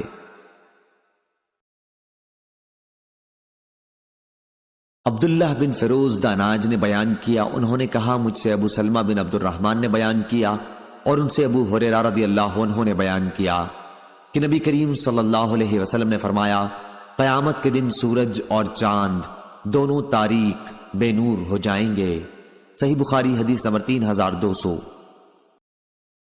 عبد الرحمن بن قاسم نے بیان کیا، ان سے ان کے باپ قاسم بن محمد بن ابی بکر نے اور ان سے عبداللہ بن عمر رضی اللہ عنہ نے بیان کیا، وہ نبی کریم صلی اللہ علیہ وسلم سے نقل کرتے تھے کہ آپ نے فرمایا کہ سورج اور چاند میں کسی کی موت و حیات کی وجہ سے گرہن نہیں لگتا، بلکہ یہ اللہ تعالیٰ کی نشانیوں میں سے ایک نشانی ہے، اس لیے جب تم ان کو دیکھو تو نماز پڑھا کرو۔ صحیح بخاری حدیث نمبر 3201۔ امام مالک نے بیان کیا، ان سے زید بن اسلم نے، ان سے عطا بن یسار نے اور ان سے عبداللہ بن عباس رضی اللہ عنہ نے بیان کیا کہ نبی کریم صلی اللہ علیہ وسلم نے فرمایا سورج چاند اللہ تعالیٰ کی نشانیوں میں سے دو نشانیاں ہیں، کسی کی موت و حیات سے ان میں گرہن نہیں لگتا، اس لیے جب تم گرہن دیکھو تو اللہ کی یاد میں لگ جایا کرو۔ صحیح بخاری حدیث نمبر 3202۔ عقیل نے بیان کیا، ان سے ابن شہاب نے بیان کیا کہ مجھے عروہ نے خبر دی اور انہیں ام المومنین حضرت عائشہ صدیقہ رضی اللہ عنہا نے خبر دی کہ جس دن سورج گرہن لگا تو رسول اللہ صلی اللہ علیہ وسلم مصلی پر کھڑے ہوئے اللہ اکبر کہا اور بڑی دیر تک قرأت کرتے رہے، پھر آپ صلی اللہ علیہ وسلم نے رکوع کیا، ایک بہت لمبا رکوع، پھر سر اٹھا کر سمع اللہ لمن حمدہ کہا اور پہلے کی طرح کھڑے ہو گئے۔ اس قیام میں بھی لمبی قرأت کی، اگرچہ پہلی قرأت سے کم تھی، اور پھر رکوع میں چلے گئے اور دیر تک رکوع میں رہے، اگرچہ پہلے رکوع سے یہ کم تھا۔ اس کے بعد سجدہ کیا، ایک لمبا سجدہ۔ دوسری رکعت میں بھی آپ صلی اللہ علیہ وسلم نے اسی طرح کیا اور اس کے بعد سلام پھیرا تو سورج صاف ہو چکا تھا۔ اب آپ صلی اللہ علیہ وسلم نے صحابہ کو خطاب فرمایا اور سورج اور چاند گرہن کے متعلق بتلایا کہ یہ اللہ تعالیٰ کی نشانیوں میں سے نشانی ہیں اور ان میں کسی کی موت و حیات کی وجہ سے گرہن نہیں لگتا، اس لیے جب تم گرہن دیکھو تو فوراً نماز کی طرف لپک جاؤ۔ صحیح بخاری حدیث number 3203۔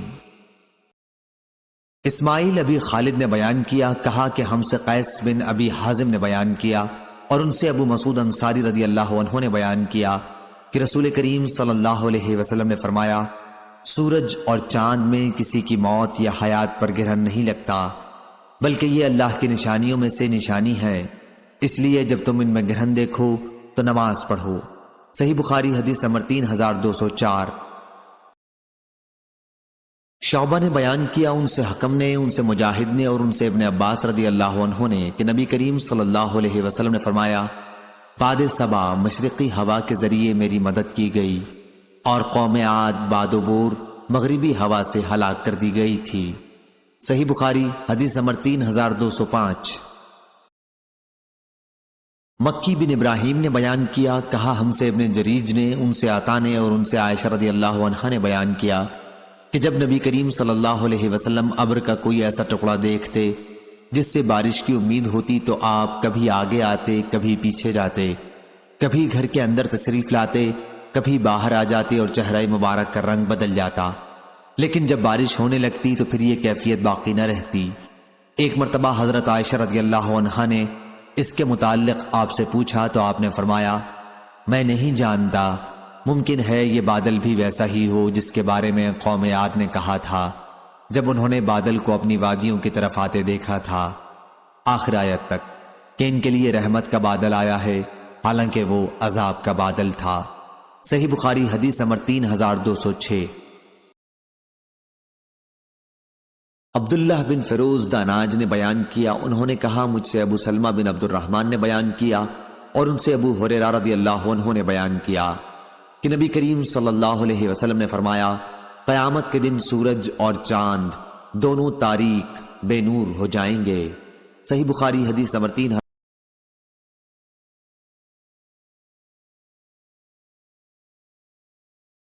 Hello friends, subscribe my channel Hotties 92.